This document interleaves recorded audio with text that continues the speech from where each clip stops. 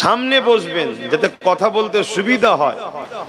বেশি ডায়ে বাঁয়ে যাবেন, কথা বলতে তো অসুবিধা হবে। কত ঘাড় ঘোরাবো কি আব্বা, কত ঘাড় ঘোরাবো? তাই তোমরা এসে সামনাসামনি বসবে। কমিটির ছেলেরা খেয়াল রাখবে আমার মা বোনেদের দিকে বেশি যেন ভিড় ছেলেরা না করে। আর যারা দাঁড়িয়ে আছো বসো, বসো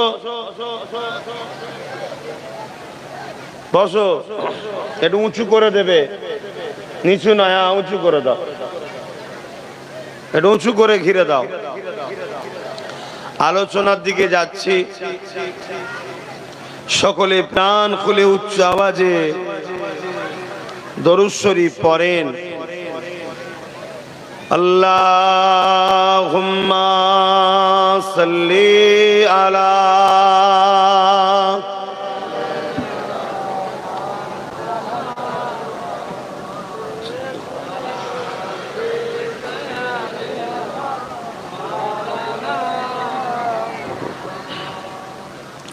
জবান খুলে পড়তে হবে তো।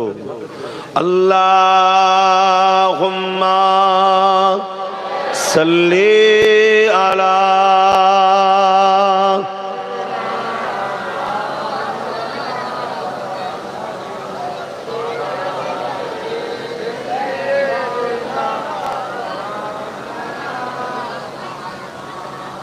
أعوذ بالله من الشيطان الرجيم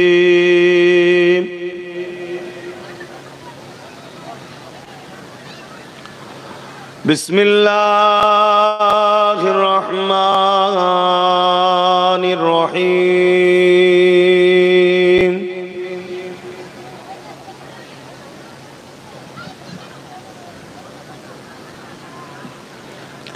الحمد لله الحمد لله نحمده ونستعينه ونستغفره ونؤمن به ونتوكل عليه ونعوذ بالله من شرور أنفسنا ومن سيئات أعمالنا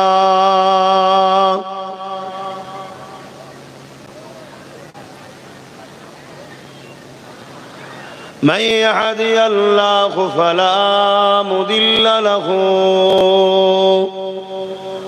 ومن يضلله فلا هادي له ونشهد أن لا إله إلا الله وحده لا شريك له ونشهد أن سيدنا وحبيبنا ومولانا محمدا عبده ورسوله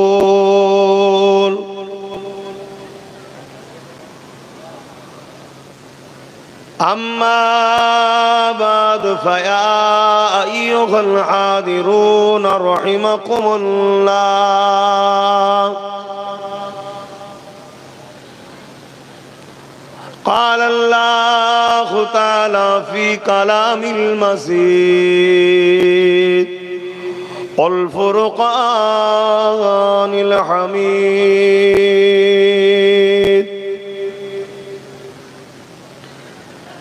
إن الله وملائكته يصلون على النبي يا أيها الذين آمنوا صلوا عليه وسلموا تسليما اللهم صل على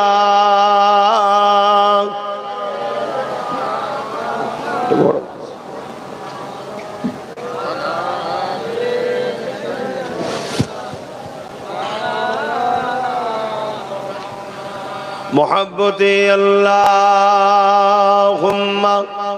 सल्ली अला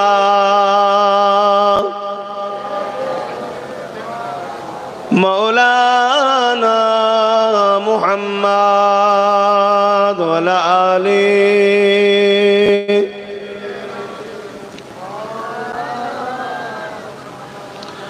शादाग़े महशर में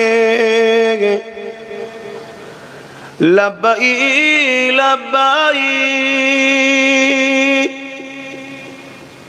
जहाँ उम्मतों ने पुकारा मुहम्मद शादाग़े महशर में लब्बाई लब्बाई जहाँ उम्मतों ने पुकारा मुहम्मद हमें जानो दिल से प्यारा मुहम्मद मुहम्मद के खामों है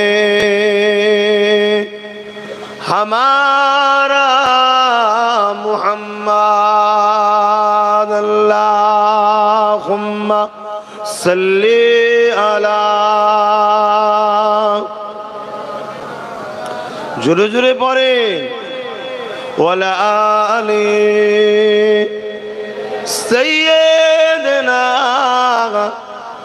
मौलाना मुहम्मद अल्लाहुम्मा सल्ली अला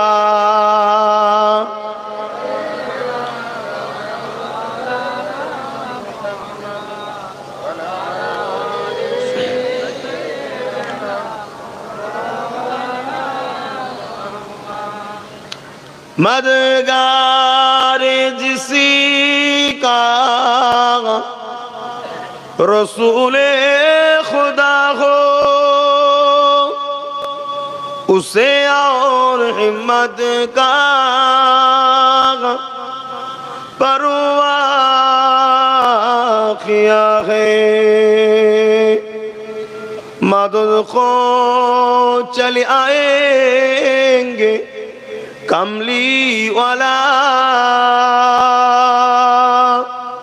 डूबते डूबते ही संभल जाएगा अल्लाहुम्मा सल्ली अला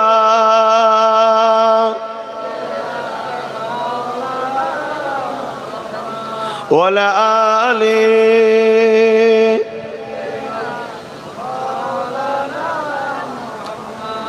कलमे ला इलाहा इल्लल्लाह ला इलाहा इल्लल्लाह मुहम्मदुर रसूलुल्लाह ला इलाहा इल्लल्लाह ला इलाहा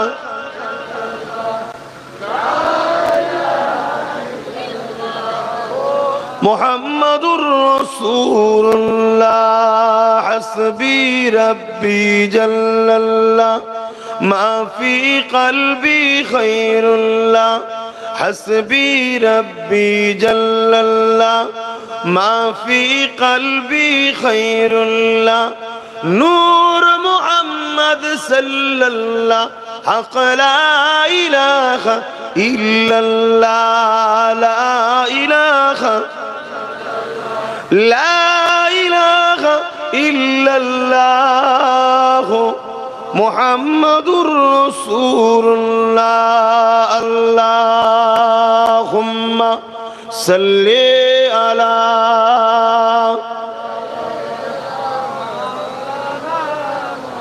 वला आली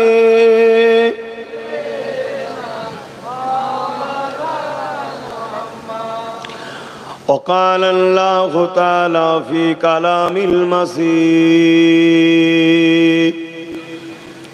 والفرقان الحميد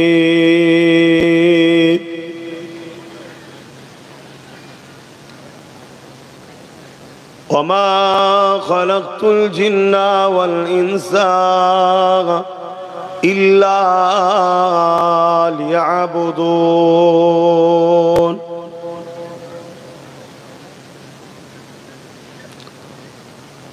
وقال الله تعالى في كلام المزيد والفرقان الحميد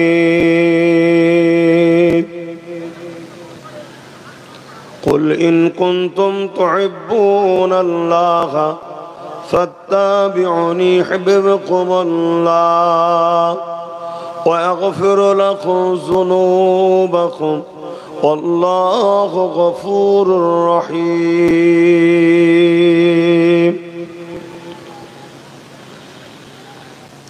وقال النبي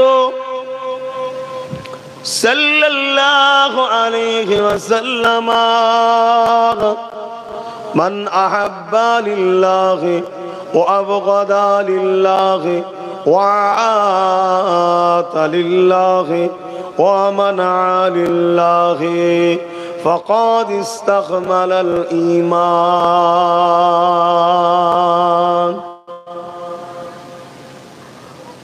সকলে জবান খুলে বলি আলহামদুলিল্লাহ। তাম বিশ্ব জুড়ে যেখানে ফিতনা ফাসাদ হচ্ছে সর্বসময়, মহান রব্বুল আলামিন আল্লাহ দয়া করে আমাদেরকে সমস্ত খারাপি থেকে, সমস্ত বিপদ আপদ থেকে, সমস্ত বড়াই থেকে দূরে সরিয়ে জান্নাতের বাগানে আল্লাহ বসতে দিয়েছে, তাই সকলে খুশি না বেজার? আমাকে আল্লাহ হাজির করিয়েছেন আলহামদুলিল্লাহ, আপনাদেরকেও তো আল্লাহ হাজির করিয়েছে, তাই আরো একবার বলি আলহামদুলিল্লাহ। এই সমাজে হাজারো ছেলে খারাপ কাজে লিপ্ত হয়ে আছে, কেউ কেউ বিমারে হসপিটালে বা বিছানায় পড়ে আছে, কেউ দোষ করে জেল খাটছে, কেউ আবার নির্দোষ তারপরেও সে জালিমের কারাগারে বন্দী আছে।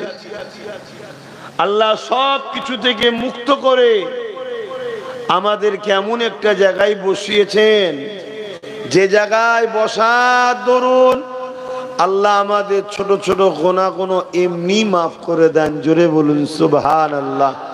আরো জোরে বলা যাবে না সুবহানাল্লাহ?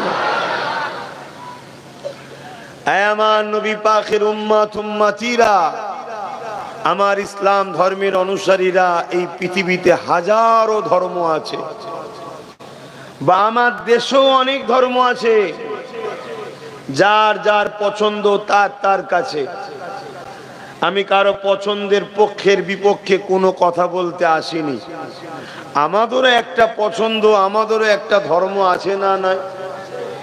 আল্লাহ শুকরিয়া আদায় করেন, আল্লাহ আমাদেরকে এমন একটা ধর্ম দিয়েছে, এমন একটা ধর্ম নসিবে মিলিয়েছে, এমন একটা ধর্মকে পছন্দ করেছি। মহান সৃষ্টিকর্তা আল্লাহ বলছেন ইন্নাদ দীনা ইনদাল্লাহিল ইসলাম। এ আমার বান্দা বান্দিরা, এ মনুষ্য জাতিরা, আমি আল্লাহ আমারও পছন্দনীয় ধর্ম হলো ইসলাম। জোরে বলুন সুবহানাল্লাহ। আরো জোরে বলুন সুবহানাল্লাহ।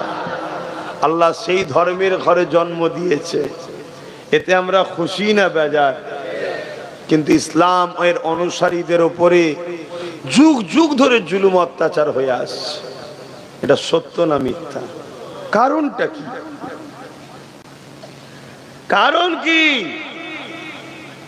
কখনো লিখালিখুনির মাধ্যম দিয়ে আমাদের ঘরে আসামির কাঠগড়াই বারবার তোলা হচ্ছে, কখনো মিডিয়ার মাধ্যম দিয়ে আমাদের ঘরে আসামির কাঠগড়াই তোলা হচ্ছে, কখনো আমার ইসলামকে, কখনো আমার কোরআনকে, কখনো আমার আল্লাহকে, কখনো আমার রসুলকে কখনো আমার কোরআনকে বারবার ধরে যুগ যুগ ধরে একদল মানুষ সমালোচনা জুলুম করছে না করেনি? এর কারণটা কি? এর কারণটা আপনারা খুব সহজে বুঝে যাবেন যদি আমরা একটু নূর নবীর জীবনের প্রথম দিকটা আলোচনা করি। কারণটা জানা দরকার আছে না নাই? আমেরিকায় দেখুন, জাপানে দেখুন, ফ্রান্সে দেখুন, ব্রিটেনে দেখুন, অস্ট্রেলিয়ায় দেখুন, ব্রাজিলে দেখুন, পুরো পৃথিবী জুড়ে কোথায় মসজিদ বন্ধ করছে, কোথায় আজানের উপরে নিষেধাজ্ঞা, কোথায় কোরআন ব্যান করার চেষ্টা, কোথায় দাড়ির উপরে জুলুম, কোথায় টুপির উপরে জুলুম, কোথায় হুজুরের নামে ফিল্ম, কোথায় হুজুরের নামে কার্টুন, কোথায় আল্লাহর নামে গুস্তাখি। এসব দুনিয়া জুড়ে যুগ যুগ ধরে চলে আসছে।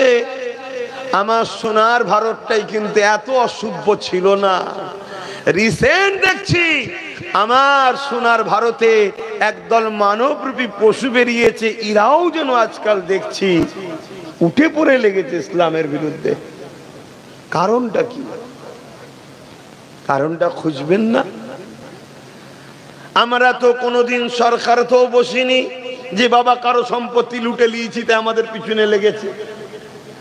আমরা তো কারো বড় বড় পদ অফিস আদালতেও তো আমরা নাই যে বাবা কাউকে মিথ্যা হবে কিছু জুলুম করেছি, কেস টেস দিয়েছি তাই আজকে প্রতিশোধ নিচ্ছে।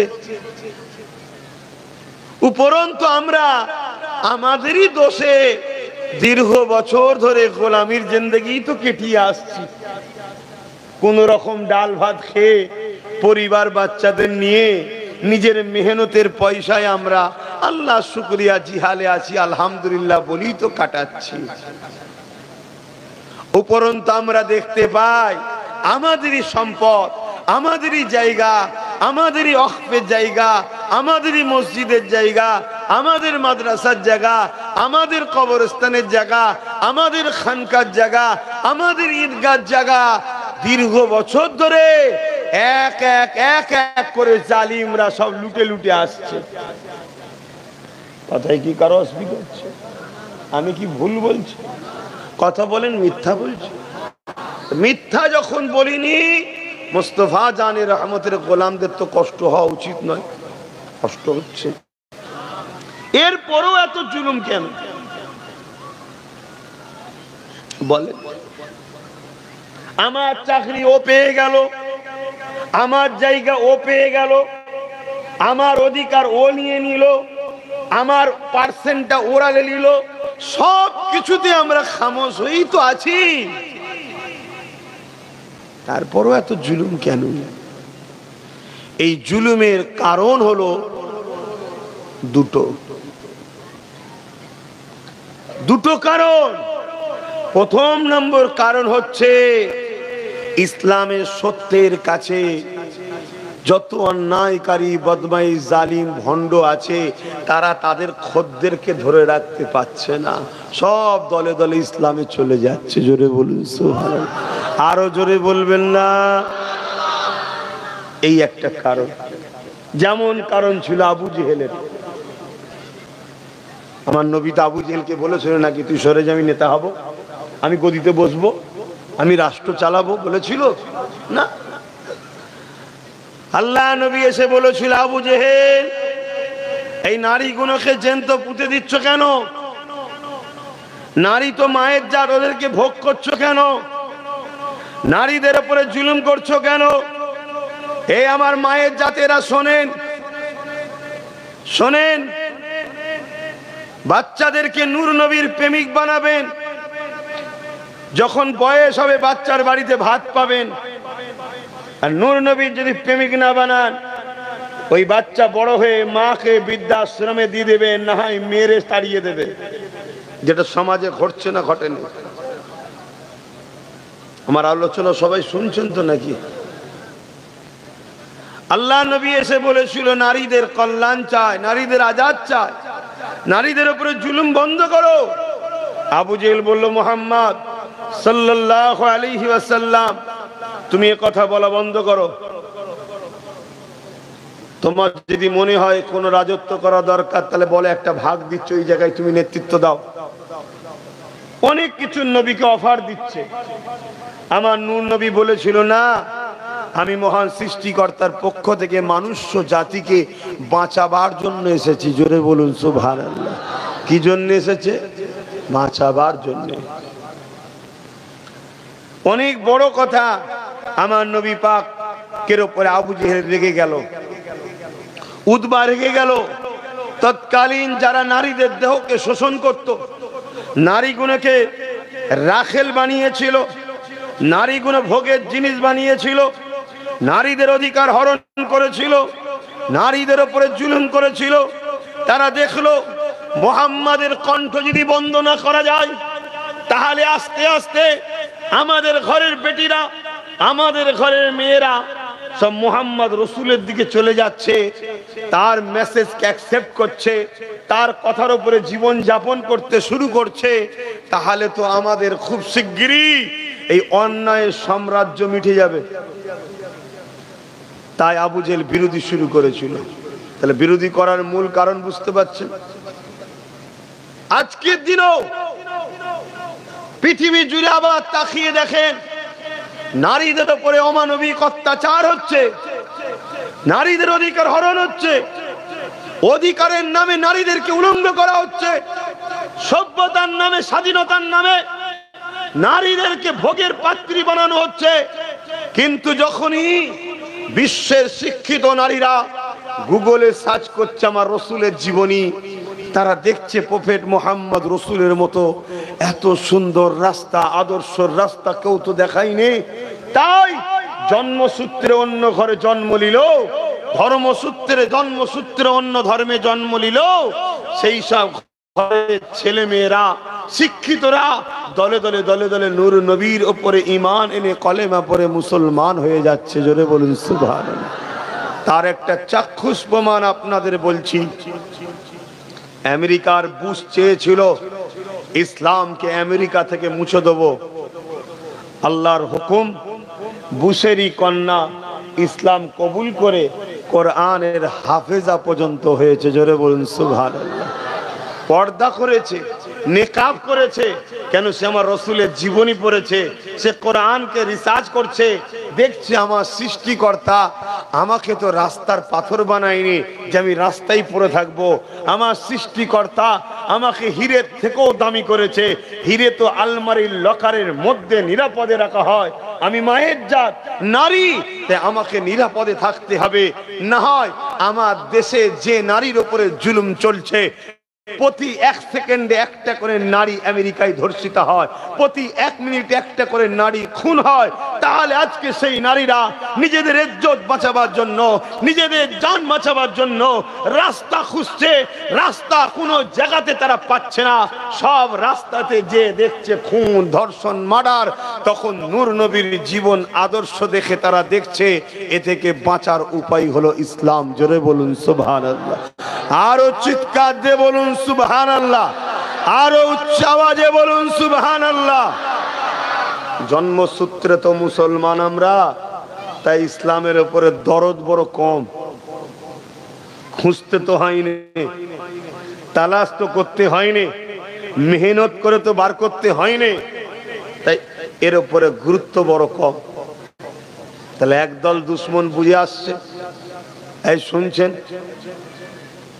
যারা নিজেদের ঘরে মানুষের প্রভু সাজাতে চায়, যারা গরিবদের গলায় গোলামের শিকল বেঁধে তাদের গোলাম বানিয়ে রাখতে চায়, যারা নারীগুলোকে তাদের নফসের খোরাক বানাতে চায়, ভোগের পাত্রী বানাতে চায়, তারা আজকে উঠে পড়ে লেগেছে ইসলামের বাণী, কোরআনের বাণী, সভ্যতার বাণী, মানবতার বাণী, মুহাম্মদ রসুলের দেখানো রাস্তাকে যেমন করে হোক রুখতে হবে, মিটাতে হবে, বন্ধ করতে হবে।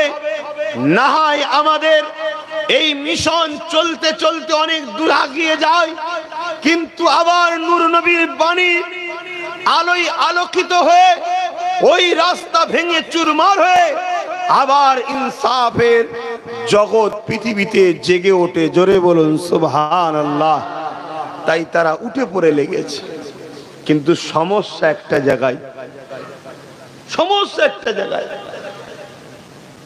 তারা যতই চেষ্টা করো, আমি আপনাকে বড় চ্যালেঞ্জের সাথে বলছি, আলহামদুলিল্লাহ, অহংকার না শুকরিয়া আদায় করে বলছি, আল্লাহ আমাকে নূর নবীর ঘরে জন্ম দিয়েছে, সেই বংশে সেই ঘরের সন্তান আমরা, দাদা পীরের আওলাদ, সিদ্দিক আকবরের খুন হয়ে বলছি, বিশ্বাস করুন, ইসলামকে মিটাবার চেষ্টা যুগে যুগে হাজারো আবু জেহেল, হাজারো ফেরাউন, হাজারো নমরুদ, হাজারো সাদ্দাত যুগে যুগে চেষ্টা করেছে, তারা মিটে গেছে।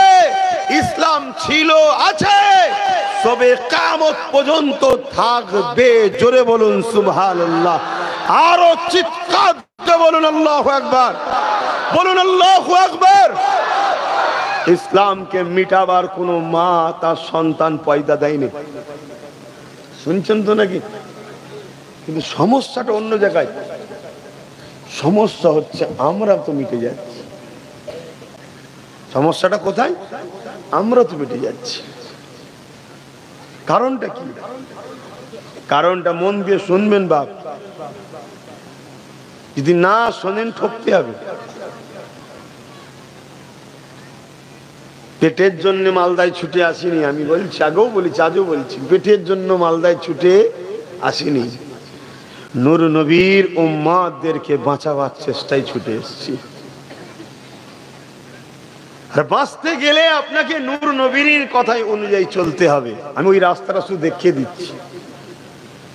তারা হাজারো চেষ্টা করে আমাদের ঘরের যুব সমাজকে গান দিয়েছে, যাত্রা দিয়েছে, ফাংশন দিয়েছে, খেলার নামে নিয়ে গিয়ে অর্ধ উলঙ্গ নারীর নাচ দেখিয়েছে, পিকনিকের নামে হারাম, আল্লাহর নাম ছাড়ো অন্য নামে জবাই করা কাটা চিকেন বা বিভিন্ন পশুর গোশত খাইয়েছে, যাতে করে আমার নবীর উম্মতগুলোর ঈমান নষ্ট হয়ে যায়।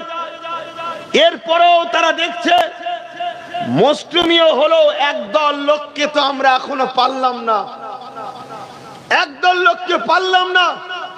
কেন? তাদেরকে হাজারো লোক যে গানে ডাকলেও যায়নি, ফাংশনে ডাকলেও যায়নি, যাত্রায় ডাকলেও যায়নি, ফ্রিতে খাবার দিলেও খাইনি, ভিক্ষা দিলে লাইনে।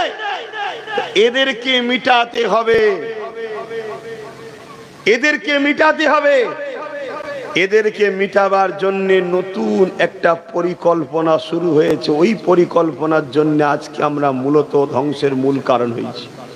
সেই পরিকল্পনা হলো মুনাফিক পরিকল্পনা। কি পরিকল্পনা? মুনাফিক। একটু বলুন, মুনাফিক। কেননা পৃথিবীর ইতিহাস হলো, চিঙ্গিস খান বলে একটা রাজা এসেছিল, অনেক যুবক ছেলে পড়েছে, একটু সারা দেবে, নাম শুনেছো তো নাকি? চিঙ্গিস খান। তার কোনো খবর আছে এখন? তার অস্তিত্ব, তার ছেলে পুলে কোনো খবর নেই। সেও পরিকল্পনা নিয়েছিল যে আমি আমার সাম্রাজ্যকে টিকাতে গেলে আমার বাধা হয়ে দাঁড়াচ্ছে ইসলামের আলো, জ্যোতি, নূর। জোরে বলুন সুবহানাল্লাহ। 1 লক্ষর উপরে নারীর শারীরিক নির্যাতন করেছিল। কত? 1 লক্ষর উপরে। 1 থেকে 1.5 কোটির উপরে মুসলমানকে হত্যা করেছিল। শুনে রাখো, লক্ষ লক্ষ উলামাদের ঘরে কেটে তাদের মাথা দাজলা নদীতে ফেলেছে। ওই দাজলা নদীর পানিটা পর্যন্ত লাল হয়ে গেছিল। সেই দাজলা নদী কিছুদিন আগে দেখে এসছে আমি ইরাকে গিয়ে। কথা বুঝে আসছে? রক্তে লাল হয়ে গেছে, এত মেরেছে। কিন্তু সেই চিঙ্গিস খান মিটে গেছে। ইসলাম আজও 250 কোটি মানুষ মানে। জোরে বলুন সুবহানাল্লাহ। আরো জোরে বলবেন না? আজও ইসলামে কোটি কোটি হাফেজ আলেম উলামা রয়েছে। জোরে বলুন সুবহানাল্লাহ। তারা চিন্তা করছে মিটানো যাচ্ছে না কেন? হালাকু খান নাম শুনেছেন? বলবেন তো, নাম শুনেছেন কি? হালাকু খানও চেষ্টা করেছিল, মিশরকে উজাড় করে দিয়েছিল। মুসলমানদের মাথার কল্লাগুলোকে নিয়ে বড় বড় রাজপ্রাসাদ তৈরি করেছে। এই ইতিহাস শোনাচ্ছি, শুনছেন না শোনেন না? এতে অনেকে আবার অসুবিধা হবে, বুঝতে পারছেন না? হ্যাঁ, যারা তোমাদেরকে প্যারালাইসিস রোগী বানাতে চাইছে তাদের অসুবিধা হবে। আরে এ তো জাগাচ্ছে, আমি তো ঘুম পড়িয়ে রেখেছি, এ তো জাগাচ্ছে, অসুবিধা হবে। অসুবিধা হলে কি করবে? আমার দুশ্মনী করবে। আমি ঠিক করেছি, তোরা কিচ্ছুই করতে পারবি না। কথা বুঝে আসছো না? নাই? হ্যাঁ। তো হালাকু খান মিশরের উজাড় করে দিয়েছে, মুসলমানদের মাথার খুলি দিয়ে বড় বড় রাজপ্রাসাদ তৈরি করেছে। তাহলে কত মুসলমান মেরেছে বুঝতে পারছেন? তারপরেও ইসলাম মিটেছে। জোরে বলে। আজও আমি চ্যালেঞ্জ দিয়ে বলছি, তুমি আমি মিটে যদি যাই, একটা দোষে মিটবো, কিন্তু মনে রেখে দিও ইসলাম ছিল, আছে, কিয়ামত পর্যন্ত থাকবে। হালাকু খান মিটে গেছে, ইসলাম আছে। চিঙ্গিস খান মিটে গেছে, ইসলাম আছে। বুশ মিটে গেছে, ইসলাম আছে। হতভাগা আকবর মিটে গেছে, ইসলাম আছে। আরে শোনো জালিম, ইসলামের হিফাজতের মালিক খোদ সৃষ্টিকর্তা আল্লাহ। জোরে বলুন সুবহানাল্লাহ। আঙুলটা তুলে বলো আল্লাহু আকবার। সকলে বলো আল্লাহু আকবার। কিন্তু আজ একটা সমস্যা বড় ভয়ানক হয়ে আসছে, ওই সমস্যাটার কথা একটু আলোচনা করব, শুনবেন না? দুনিয়ার জালিমরা রিসার্চ করে দেখছে, চিঙ্গিস খান এত মারার পরও 250 কোটি আজও মুসলমান রয়েছে, এবং যারা ইসলামের পিছনে লেগেছে, আমেরিকা বলেন, ফ্রান্স বলেন, ব্রিটেন বলেন, এই সব দেশে দলে দলে যুবক যুবতীরা ইমানে নূরের কালেমা পড়ে ইসলামের ছায়া তলে দ্রুত ঢুকে আসছে।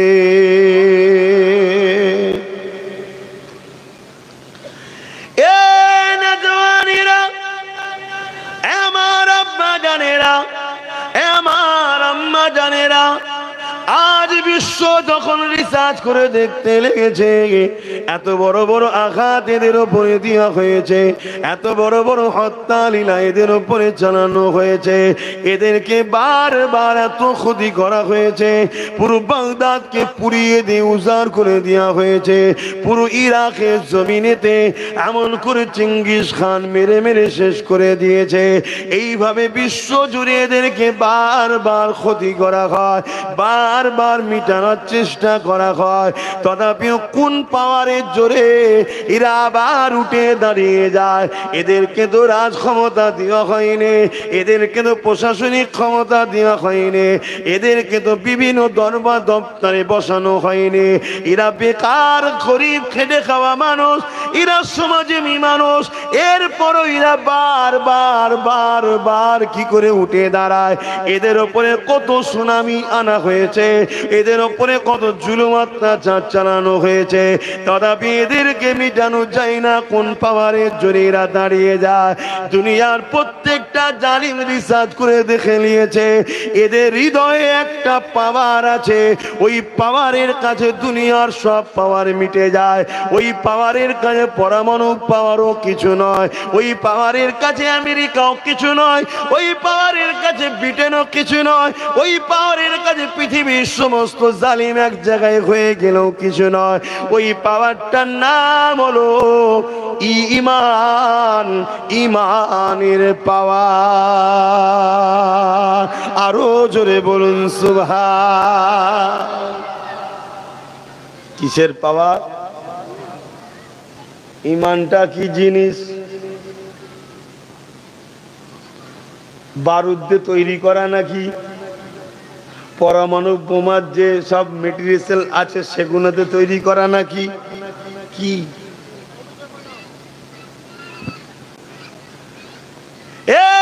যুবকেরা, দুনিয়া যারা খুদা হওয়ার স্বপ্ন দেখছে, অর্থাৎ আজকের ফিরাউন আজকে সাদ্দাত, আজকের আবু জেহেল, আজকের উতবা, যারা নারীগুলোকে ভোগের পাত্রী বানাতে চায়, যারা গরিবগুলোকে কৃতদাস বানাতে চায়, যারা মানুষগুলোকে গোলাম বানিয়ে দেয়, পোকামাকড়ের মতো হত্যা লীলা চালাতে চায়, তারা আজকে পৃথিবীর জমিনকে গোলাম যারা বানাতে চায়, তারা বড় বড় কোটি কোটি টাকা খরচ করে ইসলামের নামে বড় বড় স্কলার তৈরি করে তাদেরকে কিনে নিতে লেগেছে, বড় বড় ব্রেনিয়ান গুলোকে কিনে নিতে লেগেছে, বা তাদেরকে জোর করে বন্দি করে নিতে লেগেছে, এবং তাদেরকে ব্রেন গুলোকে কিনে নিয়ে তাদের দ্বারা তারা রিসার্চ করতে লেগেছে কি করে ইমানটাকে দুর্বল করা যায়, ইমানটাকে কি করে এদের থেকে কেড়ে নেওয়া যায়, ইমান কিসে পাওয়ার হয়, ইমানটা কি জিনিস, তারা রিসার্চ করতে লেগেছে।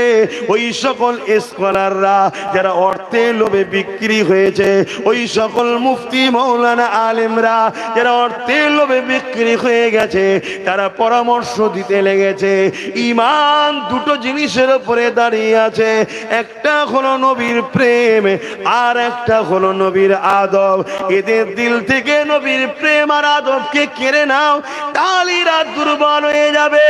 এ যুবকেরা, তরুণেরা, বাপেরা, এই দুনিয়া জমিনে আমাদের যুবকদের ঘরে গান দিয়ে, যাত্রা দিয়ে, ফাংশন দিয়ে গুনাহগার বানিয়েও মিটাতে পারছে না। কেন? গুনাহ আলাদা জিনিস, ইমান আলাদা জিনিস। তাই ইমানকে লুটার জন্য তারা নতুন করে পরিকল্পনা তৈরি করেছে। হুবাহুব আলেমের নাই, হুবাহুব মৌলানার নাই, হুবাহুব মুফতির নাই, হুবাহুব পীর সাহেবের নাই, বিভিন্ন জায়গাতে তারা ছেড়ে দিয়েছে।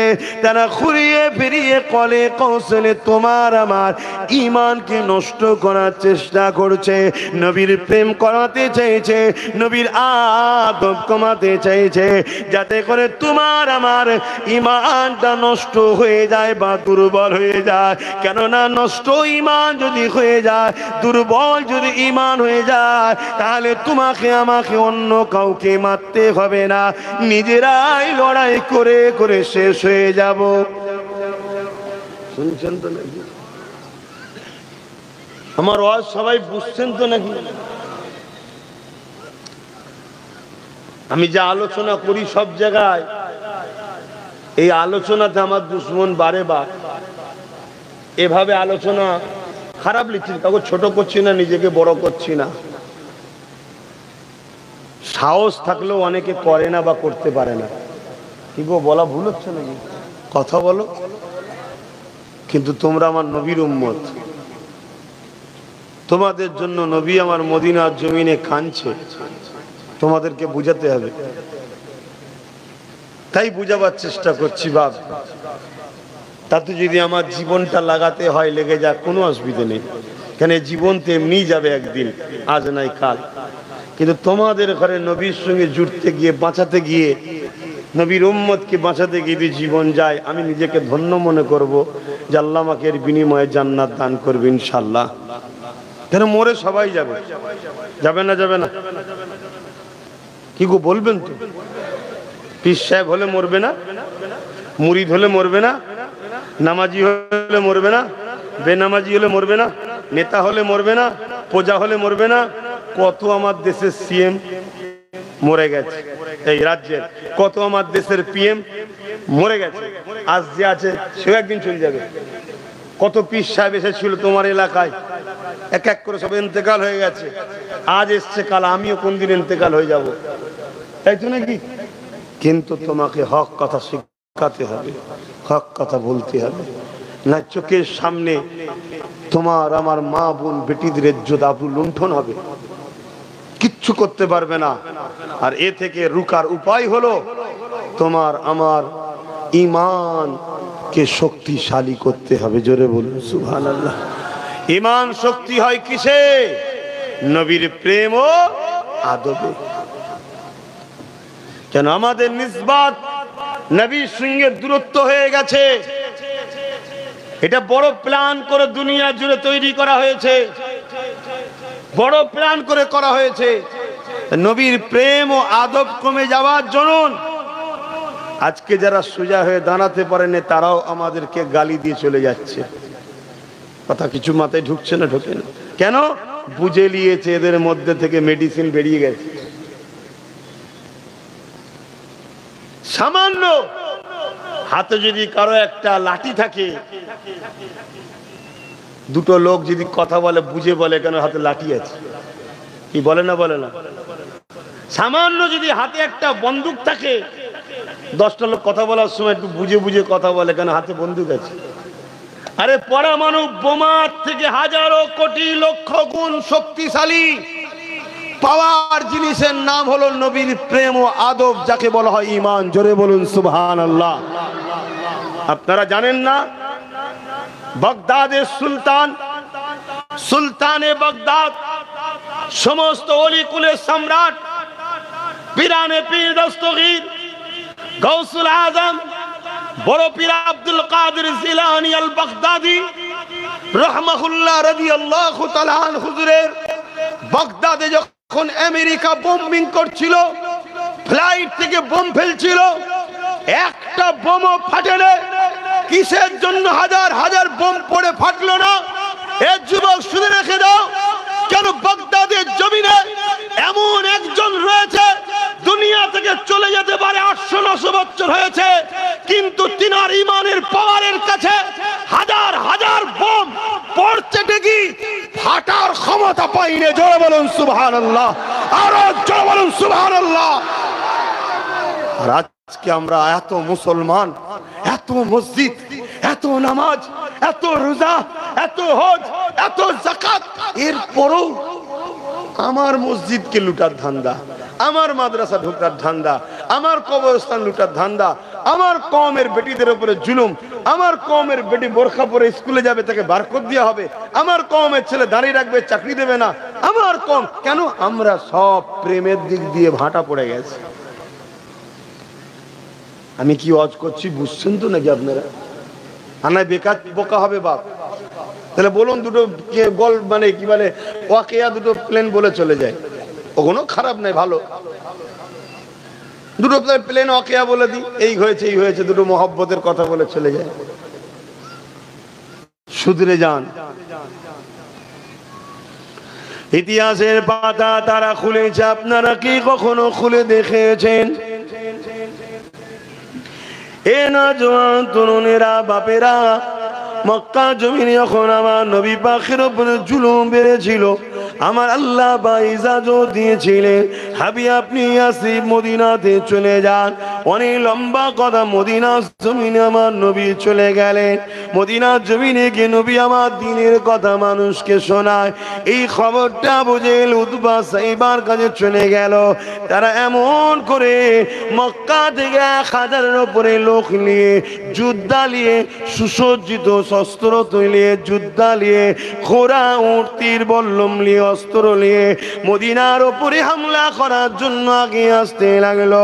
আমার নবী পাক সাল্লাল্লাহু আলাইহি ওয়াসাল্লাম খবর পেয়ে গেলে আল্লাহ নবী তাই সাহাবাদেরকে বললেন, এ বাবা সাহাবারা, চলো তো বাবা, চলো চলো বাবা, মদিনার উপরে জালিমরা আক্রমণ করতে আসে, তাদেরকে মদিনায় ঢুকতে দেওয়া যাবে না। কেননা মদিনায় যদি ঢুকে পড়ে, তাদের তো ঈমান নাই, তাদের মধ্যে দয়া মায়া নাই, তারা বাচ্চাদের উপর জুলুম করবে, নারীদের উপরে জুলুম করবে, মদিনার উপরে অনেক আঘাত দেবে।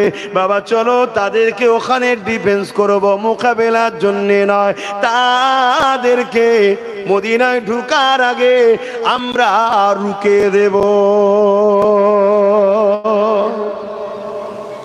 ইসলামে জুলুম করা হারাম, ডিফেন্স করা ইসলামে ফরজ। কি ফরজ? এবার ডিফেন্স করতে গিয়ে আপনাকে যদি নিজের জান বাঁচাবার জন্য সামনে ওয়ালার মোকাবেলা করতে হয়, ওটা জায়েজ। কথা মাথায় ঢুকছে না? ঢোকে না। কিন্তু তুমি আগ বেরিয়ে কারোর উপরে জুলুম করবে, অত্যাচার করবে, হারাম, চলবে না। বুঝতে পারলাম? হ্যাঁ, কিন্তু আজ তো আমরা ডিফেন্সটাও তো ভুলে গেলাম। হ্যাঁ, তরুণেরা, আল্লাহ নবীর কথা শোনার পর মাত্র 313 জন নবী পাকের পাশে দাঁড়িয়ে গেল। 313 জনের হাতে কোনো অস্ত্র নাই, 313 জনের হাতে খাজুরের ডাল রয়েছে, 313 জনের কোনো ঘোড়া উট নাই, তারা খালি পায়ে হাঁটতে লেগেছে। আহারে বড় গরিব ছিল, কিন্তু এইদিকে যাদেরকে ডিফেন্স করতে যাচ্ছে, যাদেরকে মদিনার উপরে হামলা করা থেকে রুখতে যাচ্ছে, তাদের সংখ্যা ছিল 1000-এর উপরে। তাদের হাতে অস্ত্র ছিল, তীর ছিল, বল্লম ছিল, তারা সুসজ্জিত লোহার ড্রেস পরে যুদ্ধ আসতে লেগেছে, উটের পিঠে ঘোড়ার পিঠে চেপে। এই যুবকেরা হঠাৎ করে এমন করে সাহাবারা যেতে লাগলো, আমার নবী পাকের সাথে বদর নামক স্থানে এসে তাদের সঙ্গে দেখা হয়ে গেল। আল্লাহ নবী তাদেরকে রুখতে বললেন, তাদেরকে বললেন মদিনার উপরে যাওয়া যাবে না, হামলা করা যাবে না। এ যুবকেরা, তরুণেরা, বাপেরা, তারা শুনলো না। আমার নবী সাহাবাদের উপরে তীর ছুটতে লাগলো, তরবারের আঘাত দিবার জন্য আগে আসতে লাগলো। অনেক বড় কথা মূল জায়গাটা বলতে লেগেছে। নবী আমার দোয়া করতে লেগেছেন, আল্লাহ সবেই 313 জন রয়েছে, এই বিশাল কাফিলার মোকাবেলা এই 313 জন, তার মানে এক একজনের উপরে 3 জন 4 জন করে পড়বে। আল্লাহ আপনার সাহায্য ছাড়া হবে না। এই যুবকেরা, তরুণেরা, বেড়া লড়াই বিশাল লেগে গেল। এই যুবকেরা, তরুণেরা, জান বাঁচানো ফরজ। এই লড়াই হতে হতে হতে হতে দেখা যায় 313 জনের হাতে এমন করে 1000-এর উপরে সুসজ্জিত যোদ্ধা যারা ছিল, তারা পরাজিত শুধু হয়নি, পালাবার রাস্তাও খুঁজে পায়নি। আরো জোরে বলুন সুবহান। অস্ত্র জোরে জিতেছে, লোক সংখ্যা বেশি ছিল। একটু সরাসরি দেন, গায়ে বডি বিল্ডার ছিল নাকি? কিসের জোরে জিতেছে? ঈমান, ঈমান, ঈমান। কেন নবী বলেছেন হকের পক্ষে দাঁড়ালে মৃত্যুর আগে আল্লাহর জান্নাতটা দেখতে পেয়ে যাবে। তারা আল্লাহর উপরে ভরসা করে জানের মায়া করেনি, পরিবার বাচ্চার মায়া করেনি। এ যুবকেরা, হকের পক্ষে দাঁড়াতে হবে, এটাই ছিল তাদের নেশা। হকের পক্ষে থাকলে কামিয়াবি হওয়া যাবে। এই জন্য আল্লাহ তাদের এই ঈমান ভালোবাসার জোরে তাদেরকে কামিয়াবি, বিজয় আল্লাহ দিয়েছে।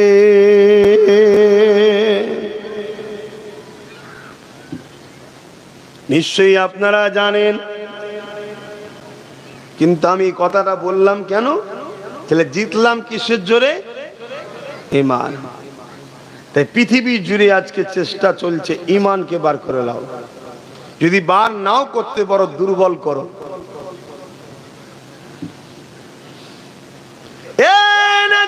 তরুণেরা, তাই একটাই মেসেজ দিয়ে যাচ্ছি, আল্লাহ নবীকে মোহাব্বত করেন, আল্লাহ নবীকে পিয়ার করেন, নবী পাকের সঙ্গে আদব ও ভালোবাসার সম্পর্ক জোড়েন।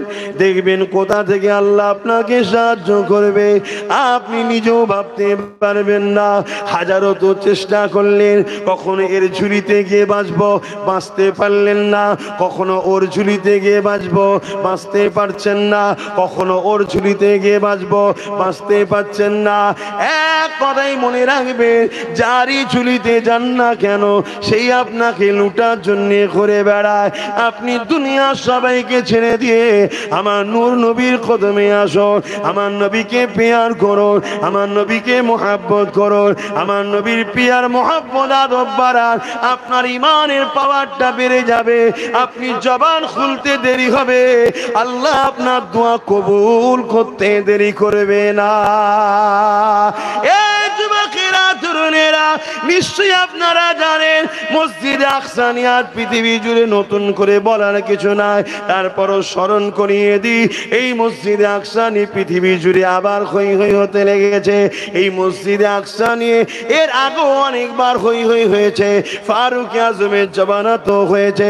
হযরতে ফারুক আজম সেলিবিয়া রোমানীয় সৈন্যদের বিরুদ্ধে মোকাবেলা করে আল্লাহর ঘর মসজিদে আকসাকে উদ্ধার করেছিল।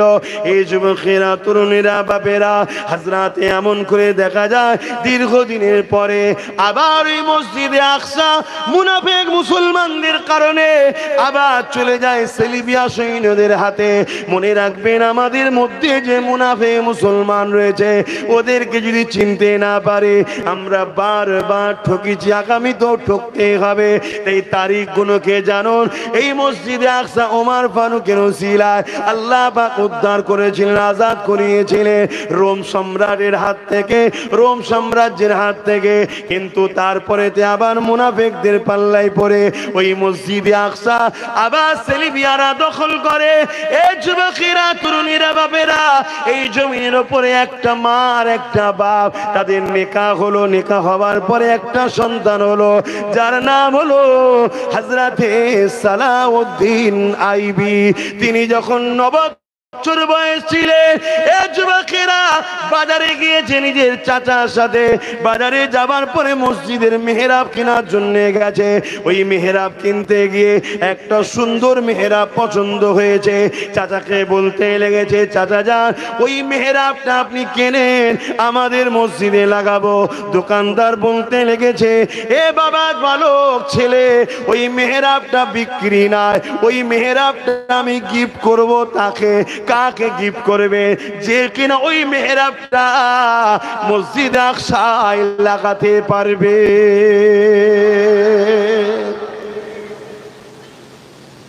অসুবিধা হচ্ছে।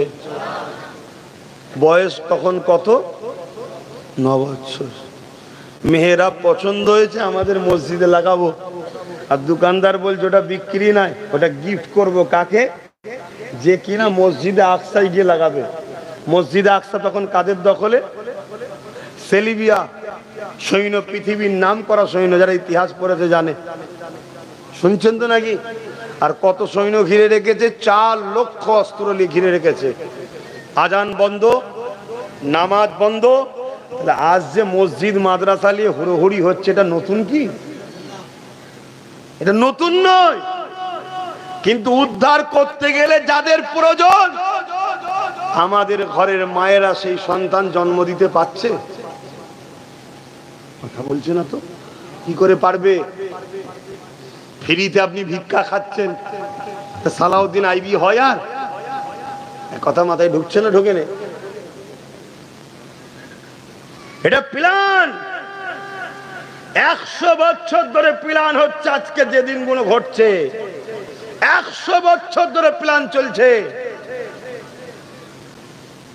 আমি তো কখনো কখনো ভাবি না, আর এদেরকে বলে লাভ নেই, জাগিয়ে লাভ নেই। যা বলার তো বলে দিচ্ছি 3-4 বছর আগে ধরে। বলেছি না? বলিনি? কিন্তু আবার কোন জায়গায় যেন ঈমান বলছে তুমি তোমার ডিউটি পালন করো। তাই ডিউটি পালন করছি। 9 বছরের বাচ্চার সামনে যখন বলা হচ্ছে এটা মসজিদে আকসায় যে লাগাবে, আমি তাকে গিফট করব। মসজিদে আকসা 4 লক্ষ অস্ত্রধারী সেলিবিয়া সৈন্যরা ঘিরে রেখেছে। 9 বছরের বালক জবাব দিচ্ছে দোকানদারকে, ইনশাআল্লাহ আপনি রেখে দিন, খুব শিগগিরই মসজিদে আকসাতে এটা আমি গিয়ে লাগাবো। বলতে পারলেন না? এই জোরে বলুন না সুবহানাল্লাহ। জোরে বলুন না নারী দিবে। আর আমাদের 25 বছরের যুবক হারামখোর, গাঁজাখোর, বেঈমান, কাফের নেতাদের পিছনে ঘুরে ঘুরে বেড়াচ্ছে। তাহলে এই জাত ধ্বংস হবে না তো কারা হবে? আমাদের 30 বছরের যুবক ফ্যাশনে গিয়ে চরিত্রহীন নারীর নাচ দেখে বেড়াচ্ছে। আমাদের 35 বছরের যুবক ঘরে বিবি থাকার পরেও সে এখন অন্য জায়গায় যে হই হই করে বেড়াচ্ছে। তাহলে আমার খোদার ঘর বেউজ্জতি হবে, আমার মাদ্রাসা বেউজ্জতি হবে, এটা তো স্বাভাবিক। কষ্ট হলো? কষ্ট হলো? হ্যাঁ কি না বলো? 350 কিলোমিটার দূরে এসে কথা বলছি। কেউ যে আমার পক্ষে আছে কোনো গ্যারান্টি নেই। তারপর এত সাহস নিয়ে কেন কথা বলছি বুঝতে পারছেন না? ঈমান আছে, ঈমান আছে। আবার যাব। কথা মাথায় ঢুকছে না ঢোকে না? ঈমান আছে তাই বিশ্বাস আমার আল্লাহর উপরে। তাকদীরকে কখনো চেঞ্জ করতে পারা যায় না। খোদা তাকদীরে যেটা রেখেছে সেটা ঘটবে। কিন্তু যতদিনের জিন্দেগি খোদা দিয়েছে, চেষ্টা করছি খোদা তোমার গোলামি করার, তোমার দাসত্ব করার, তোমার হাবিবের গোলামি করার, হক কথা বলার, সমাজকে বুঝাবার চেষ্টা করছি। যুব সমাজ তোমার এই বেঈমান সুদখোর মুনাফিক ছদ্মবেশী সেকুলার মার্কা, বাইরে মুসলমান ভেতরে কাফের, এই সবল নেতাদের পিছনে ঘোরা তোমার দিন নয়। এখন তোমার উচিত নিজের পায়ে দাঁড়াও। নিজের পরে নতুন প্রজন্ম মুসলিম যারা বাচ্চা তোমাদের, তাদেরকে মসজিদ মাদ্রাসা দিন তাদের হাতে তুলে দাও, যেভাবে তোমার বাপেরা তোমাদের হাতে দিয়েছে। কিন্তু আমাদের ছেলে তো সব ধান্দাই নেই। শয়তান নেতার গদি বাঁচাবার জন্য ব্যস্ত, চোরের সাম্রাজ্য টিকাবার জন্য ব্যস্ত। ওর গাড়ি বাড়ি কি করে হবে আমি মাথা ফাটাচ্ছি, আর ওরা সব উপরে বসে কলমের খোঁচায় আমাদেরকে শেষ করছে। কথা কি ভুল হচ্ছে?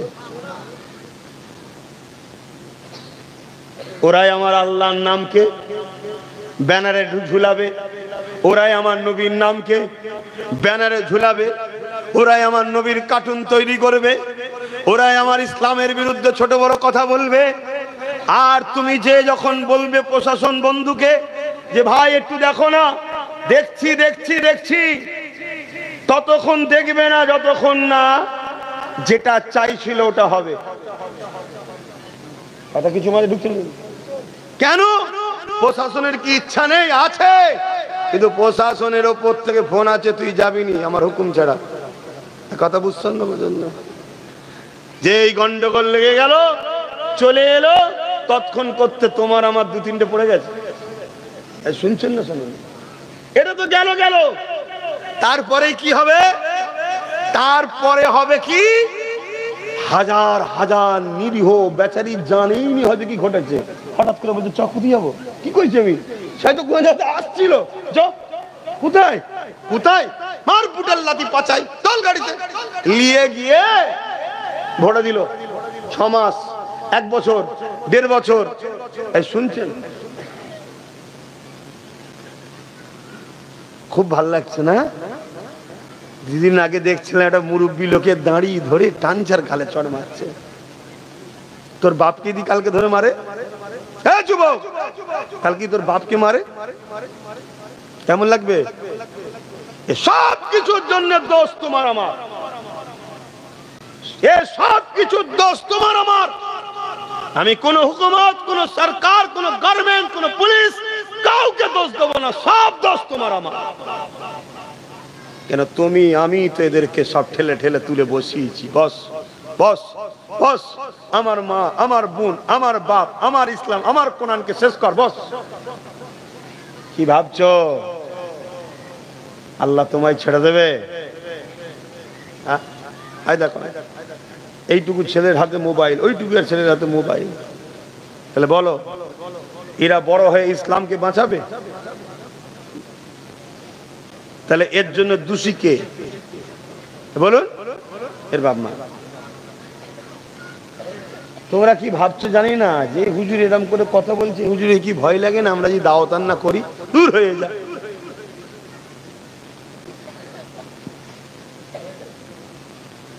পাঁচশোর উপরে জলসা এই সরকারের প্রচেষ্টায় আমার বন্ধ করে দিয়েছে। কত বলুন বলুন? 500-র উপরে। কিন্তু আপনাকে আর একটা কথা না শোনালে আল্লাহ নারাজ হবে। 5000 জায়গার রাস্তা আল্লাহ খুলে দিয়েছে। কি বুঝলেন? জালিম যদি একটা রাস্তা বন্ধ করে, আল্লাহ 1000টা খুলতে পারে। জোরে বলুন সুবহানাল্লাহ। তা আমি কি তোমার ভরসায় কথা বলছি নাকি? হ্যাঁ, যারা আমার মসজিদের নয়, যারা আমার মাদ্রাসার নয়, যারা আমার কোরআনের নয়, যারা আমার রাসূলের দ্বীনের জন্য নয়, তাদের ভরসায় আমি কথা বলছি মনে হচ্ছে? তো আল্লাহর ভরসায় করো, রাসূলকে ভালোবাসো, নবীকে পিয়ার করো, না আল্লাহ তোমাদেরকে শেষ করে দেবে। তুমি যদি মনে করো আমরা শেষ হলে মসজিদ শেষ, এটা ভুল ধারণা, এটা ভুল ধারণা, এটা ভুল ধারণা।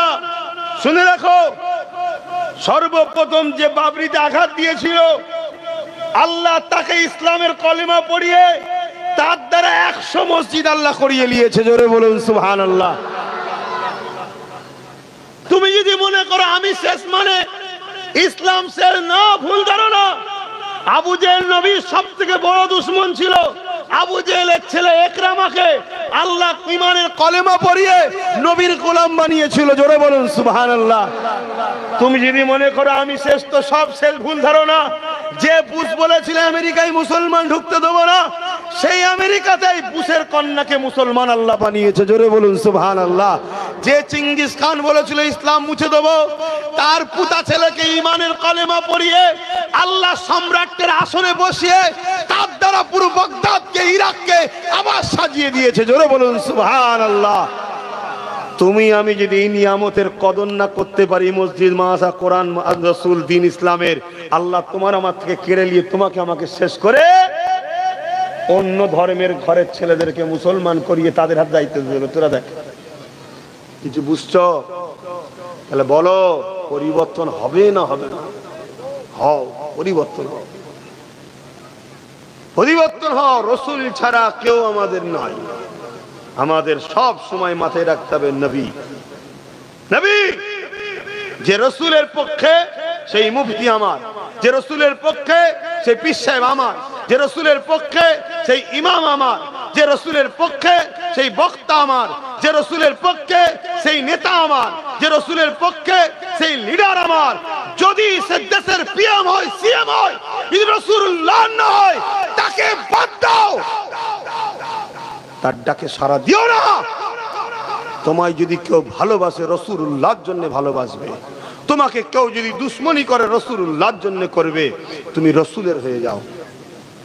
কথা মাথায় ঢুকছে না? ঢোকে নে?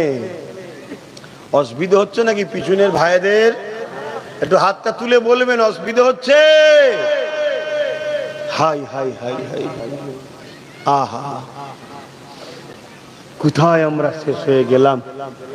9 বছরের বাচ্চা, একটু বলি সালাউদ্দিনের হুজুরের কথা শুনবেন না? এই বাচ্চা কোনো জানবে না?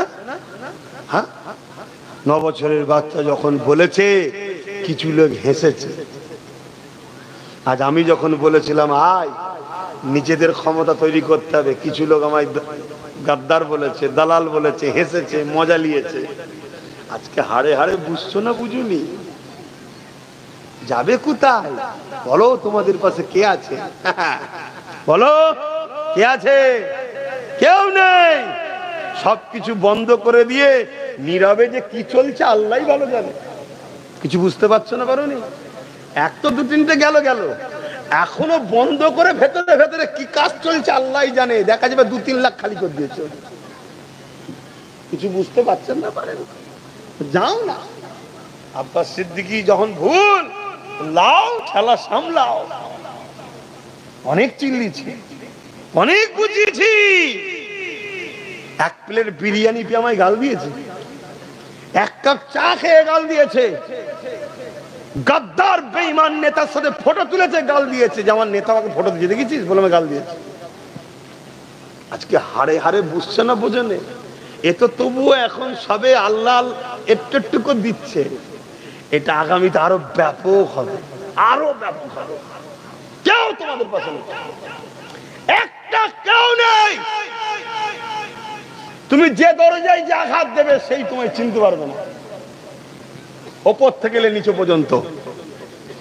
সময় থাকতে থাকতে কোমর বেঁধে লাও, সময় থাকতে থাকতে ভিতটা মজবুত করো, সময় থাকতে থাকতে নিজের 10টা হোক, 20টা হোক, 50টা হোক, 60টা হোক, নিজের করো। কথা বুঝছেন না? বোঝেন নি? আজ যদি এর পরও বুঝতে পারো, যেদিন দিন আসবে চোখের সামনে বেটিকে টেনে নিয়ে যাচ্ছে, মাকে টেনে নিয়ে যাচ্ছে, বোনকে টেনে নিয়ে যাচ্ছে, সেদিন আব্বাস সিদ্দিকীর ক্যাসেটটা শুনে একটু শুনে নেবে। আরে বলেছিল বেটাটা, কিন্তু কিচ্ছু করার থাকবে না। কিরে যুবক, শুনছিস তো নাকি? হ্যাঁ শোন, শুনে যদি আল্লাহ তাকে পরিবর্তন করে, আল্লাহ হিদায়াত করে, বলুন আমিন। আহা, হযরত সালাউদ্দিন আইবি আস্তে আস্তে বড় হলো। মনের মধ্যে একটা দামান, একটাই বেদনা, আমি সালাউদ্দিন নিজে জীবন লাগলে জীবন দেব, আল্লাহর ঘর মসজিদকে আজাদ করাবো জালিমদের হাত থেকে। আজ কোটি কোটি কোটি সালাউদ্দিন রয়েছে, একটা কেউ কখনো ভাবেনি যে আল্লাহর ঘর যাদের দ্বারা ক্ষতি হচ্ছে তাদেরকে কখনো সাপোর্ট করব না, এ ভাবারই লোক আমাদের নাই। কেউ খাতা কলমে মসজিদকে লিখে নিতে চাইছে, কেউ আবার মসজিদের সম্পদ দীর্ঘ বছর ধরে লুটে পুটে খাচ্ছে। এই সিলসিলা চলে আসতে লেগেছে। এই যুবকেরা, তরুণেরা, বাপেরা, আবার একদল দাড়িওয়ালা টুপিওয়ালা বক্তা মৌলী সাহেব বাজারে নেমেছে, যারা কিনা দেখা যায় আল্লাহর ঘরের দরদি সেজে চিৎকার দেয়, কিন্তু মূলত দুনিয়া জমিনের সাকে যে ভাগ দেয় তার পক্ষেই দালালি করে, যে ভাগ দেয় না তার বিরোধী করে। অথচ আমাদের লড়াই তো হবে একটাই, আল্লাহর জন্য কথা বলবো। সে ছোট শয়তান হোক, বড় শয়তান হোক, সে এমন করে যেই হোক না কেন, অল্প খাক আর বেশি খাক, আল্লাহর ঘরের যে দুশ্মন হবে সে আমাদের দুশ্মন হবে। নবীর ঘরের যে দুশ্মন হবে সে আমাদেরই দুশ্মন হবে। এ যুবকেরা, তরুণেরা, এ নবী পাকের প্রেমিকেরা, সালাউদ্দিন আইবির মনে একটাই বাসনা, আল্লাহ আপনি আমাকে বড় করেন, আমি আপনার ঘরকে উদ্ধার করব। আল্লাহ যত সময় বড় হয়ে গেল, আল্লাহ মিশরের ক্ষমতা দান করে দিল। সালাউদ্দিন আইবি 12,000 লোক নিয়ে আল্লাহর ঘর মসজিদ উদ্ধারের জন্য রওনা দিলে। একটা জায়গায় যে মসজিদে আকসার বেশ কিছু দূরে এক ফাঁকা জায়গায় জঙ্গলে এমন করে নিরিবিলি জায়গা দেখে ওই জায়গাতে তাবু গাড়লেন। একজন চর পাঠিয়ে দিল, যান গিয়ে দেখেন কতজন মানুষ রয়েছে মসজিদে আকসার কাছে। ওই গুপ্তচর এসে খবর দিয়ে দিল, এই সালাউদ্দিন আইবি 4 লক্ষ সেলিবিয়া সৈন্যরা রয়েছে, সবার হাতে ঢাল রয়েছে, অস্ত্র রয়েছে। 4 লক্ষ আর সালাউদ্দিন আইবির কাছে রয়েছে মাত্র 12,000। শুনছেন তো? সংখ্যা লাগে না আমাদের। অনেকে বলে আমরা সংখ্যাই কম, এটাই তো ঈমান দুর্বলের লক্ষণ। ঈমানদারদের কখনো সংখ্যা লাগে না, ঈমানদারদের লাগে ঈমানের পাওয়ার। আর ঈমানের পাওয়ার আছে কিসে? লা ইলাহা ইল্লাল্লাহ মুহাম্মাদুর রাসূলুল্লাহ, এটা পড়লেন ঈমান চলে এলো। কিন্তু ঈমানকে পাওয়ার দিতে হবে, ওই ঈমানের খোরাক আছে। ওই ঈমানকে শক্তিশালী হবে কিসে? তার জন্য করতে হবে নবীর প্রেম ও আদব। এ যুবকেরা, তরুণীরা, বাপেরা, সালাউদ্দিন আইবির কাছে যখন খবর এসে গেল 4 লক্ষ রয়েছে, সালাউদ্দিন আইবি পরের দিন খুতবা দিতে লাগলো, বক্তব্য দিতে লাগলো। আমার সৈন্যরা, আমার সৈন্যরা, খবর পেলাম 4 লক্ষ সেলিবিয়া সৈন্য মসজিদে আকসাকে ঘিরে আছে, আমাদের সংখ্যা তো 12,000। কি বলছো তোমরা? বলো। স্ত্রীর ময়া থেকে ঘরে ফিরে যাও, সন্তানের ময়া থেকে ঘরে ফিরে যাও, জমি জায়গার ময়া থেকে ঘরে ফিরে যাও। কি বলছো বলো? ওই 12,000 সৈন্য বলে উঠেছিল, এ আমাদের সিপাহসালার, এ আমাদের কমান্ডার, এ আমাদের সালাউদ্দিন আইবি, আপনি কি বলছেন আমাদের ঘরে? আমরা পৃথিবীর অন্য কারো সৈন্য না, আমরা সালাউদ্দিন আইবি সৈন্য। আপনি কি বলছেন 4 লক্ষ কেন? 40 লক্ষ যদিও থাকে, ফিরে যাবার কোনো প্রশ্ন নাই, আল্লাহর ঘর উদ্ধার হবে। আরো জোরে বলুন সুবহান। এই ঈমান আছে আমাদের? বলে কি গো, বলবেন না? আমরা কোটি কোটি আছি, তারপর আমাদের কি ঈমান আছে যে কোনো কথা নয়, আগামী দিন আমাদেরকে সংগঠিত হতে হবে, ক্ষমতাশালী হতে হবে, যাতে করে আমাদের বাচ্চাদের উপরে, আমাদের উপর যে জুলুম হচ্ছে জুলুম যেন কেউ না করে। আমার মসজিদ, আমার মাদ্রাসার উপরে কেউ বুরাই নজর যেন না দিতে পারে, তাই আমাদেরকে ক্ষমতাশালী হতে হবে। তাতে কত বিরোধী আছে ও আমার দেখার দরকার নয়। এই ঈমান আছে আমাদের? আমরা তো ভাবছি কি হবে, কি হবে, কি হবে। চোরতারাতে গিয়ে ডাকাত না এসে যায়, চোরতারাতে গিয়ে ডাকাত না এসে যায়। তোর পাগল কোথায় গেলে, ডাকাত আর চোরের সঙ্গে সেটিং এ কারবার চলছে, আমরা বুঝতেই পারছি না। কথা মাথায় ঢুকছে না, ঢোকে নে। আমাদের তো মসজিদ দরদ নেই, মাদ্রাসার দরদ নেই, কবর, ঈদগাহ, খানকার অত দরদ আছে নাকি? আমাদের তো কোন রকম পেটটা চললেই হলো। সবচেয়ে বড় কথা, নিজের বাচ্চাদের উপর আমাদের দরদ, যে আমাদের বাচ্চাগুলোর কি হবে। আয় দেখ, আয় সামনে এসে ফটো তুল, ভালো থাকে। আয় আয় দেখ,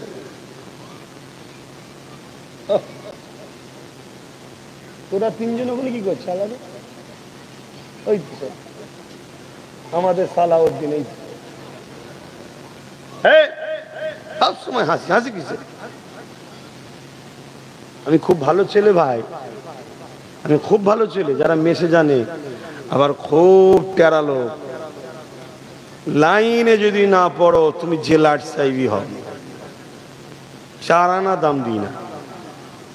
কথা মাথায় ঢুকছে না, ঢোকে না? হ্যাঁ, এই পাশেরই কোনো একজন আমার ওখানে গিয়েছিল, যার নাম নিচে না মিটে গেছে এখন, বুঝতে পারছেন না, পারেন না? আমি বলেছিলাম তোকে মিটিয়ে দেবো, মিটিয়েই গেছে আল্লাহ দয়ায়। আমার কাছে গেছিল, ঘন্টার পর ঘন্টা বসে রেখেছিল, গুরুত্বপূর্ণ।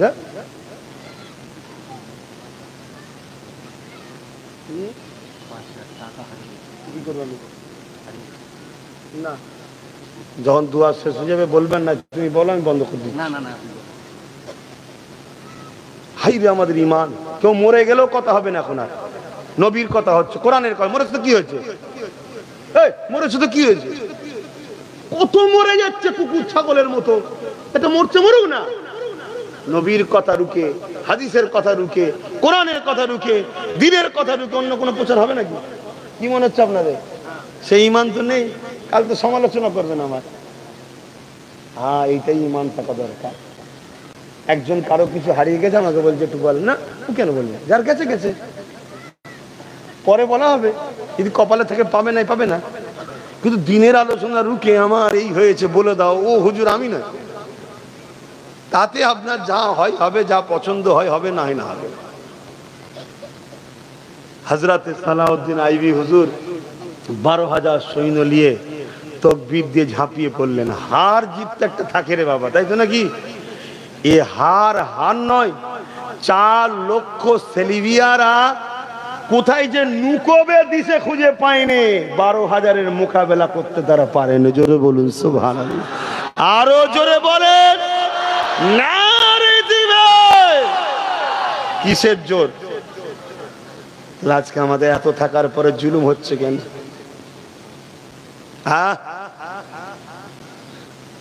বাপেরা মনে রাখবে, নামাজ আমাদেরও রয়েছে, তিনাদেরও ছিল। রোজা আমাদেরও আছে, তিনাদেরও ছিল। হজ আমাদের আছে, তিনাদেরও ছিল। আমরাও মসজিদ বানাই, তিনারাও বানিয়েছিলেন।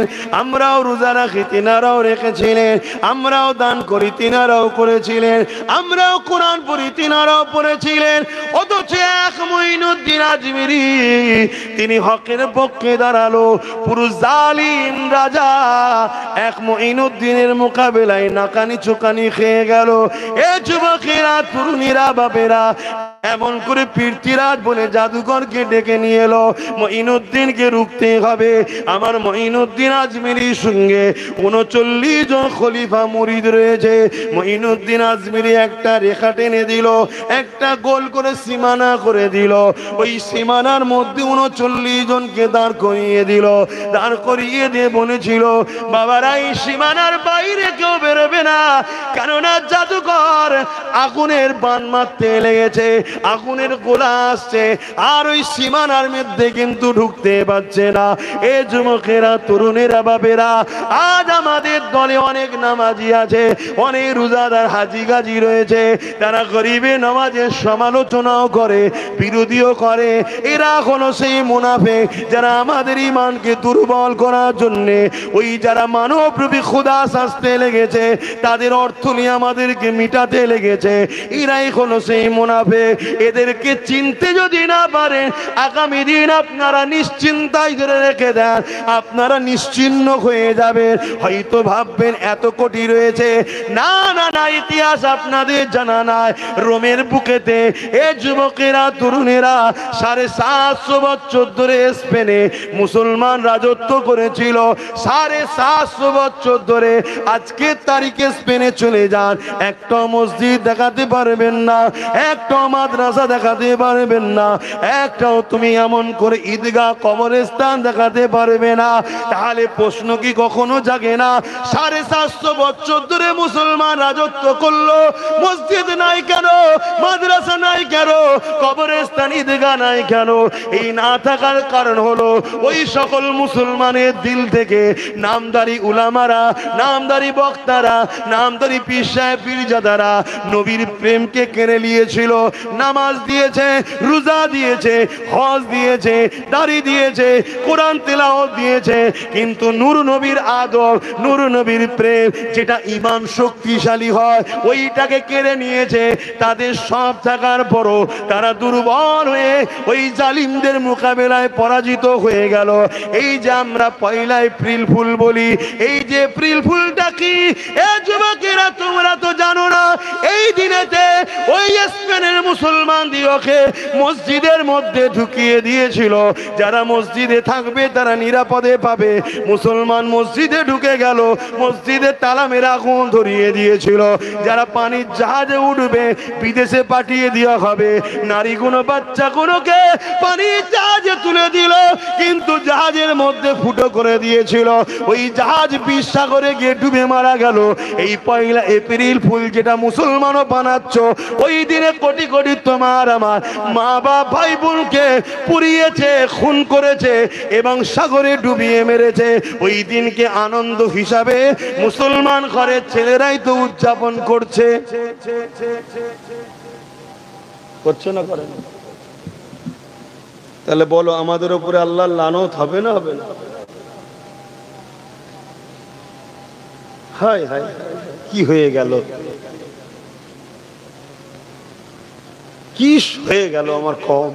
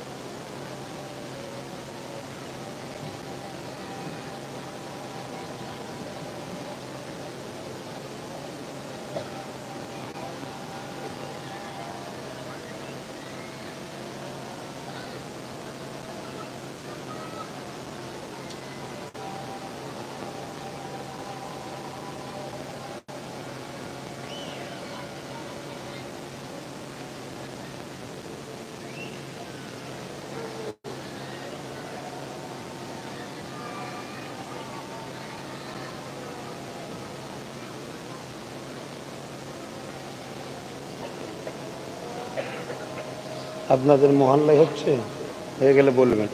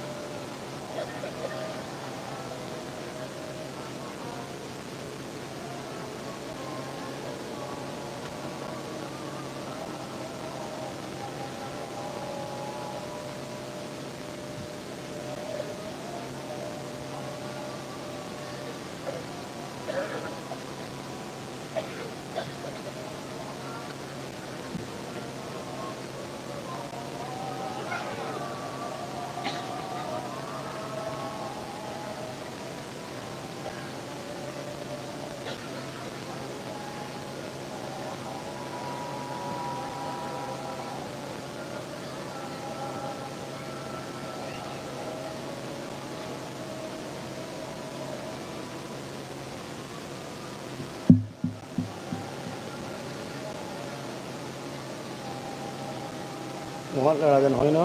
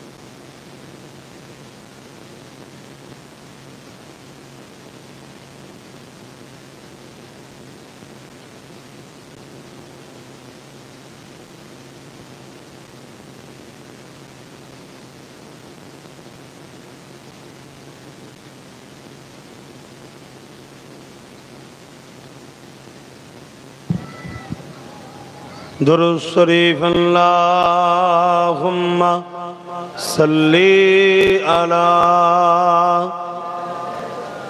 मौलाना मुहम्मद व अला आली।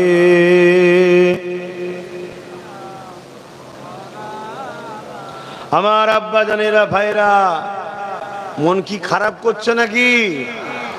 অন্তরে কি ভয় ঢুকে যাচ্ছে নাকি? একমাত্র ভয় আল্লাহকে করবেন, পৃথিবীর কাউকে ভয় করবেন না আল্লাহ ছাড়া।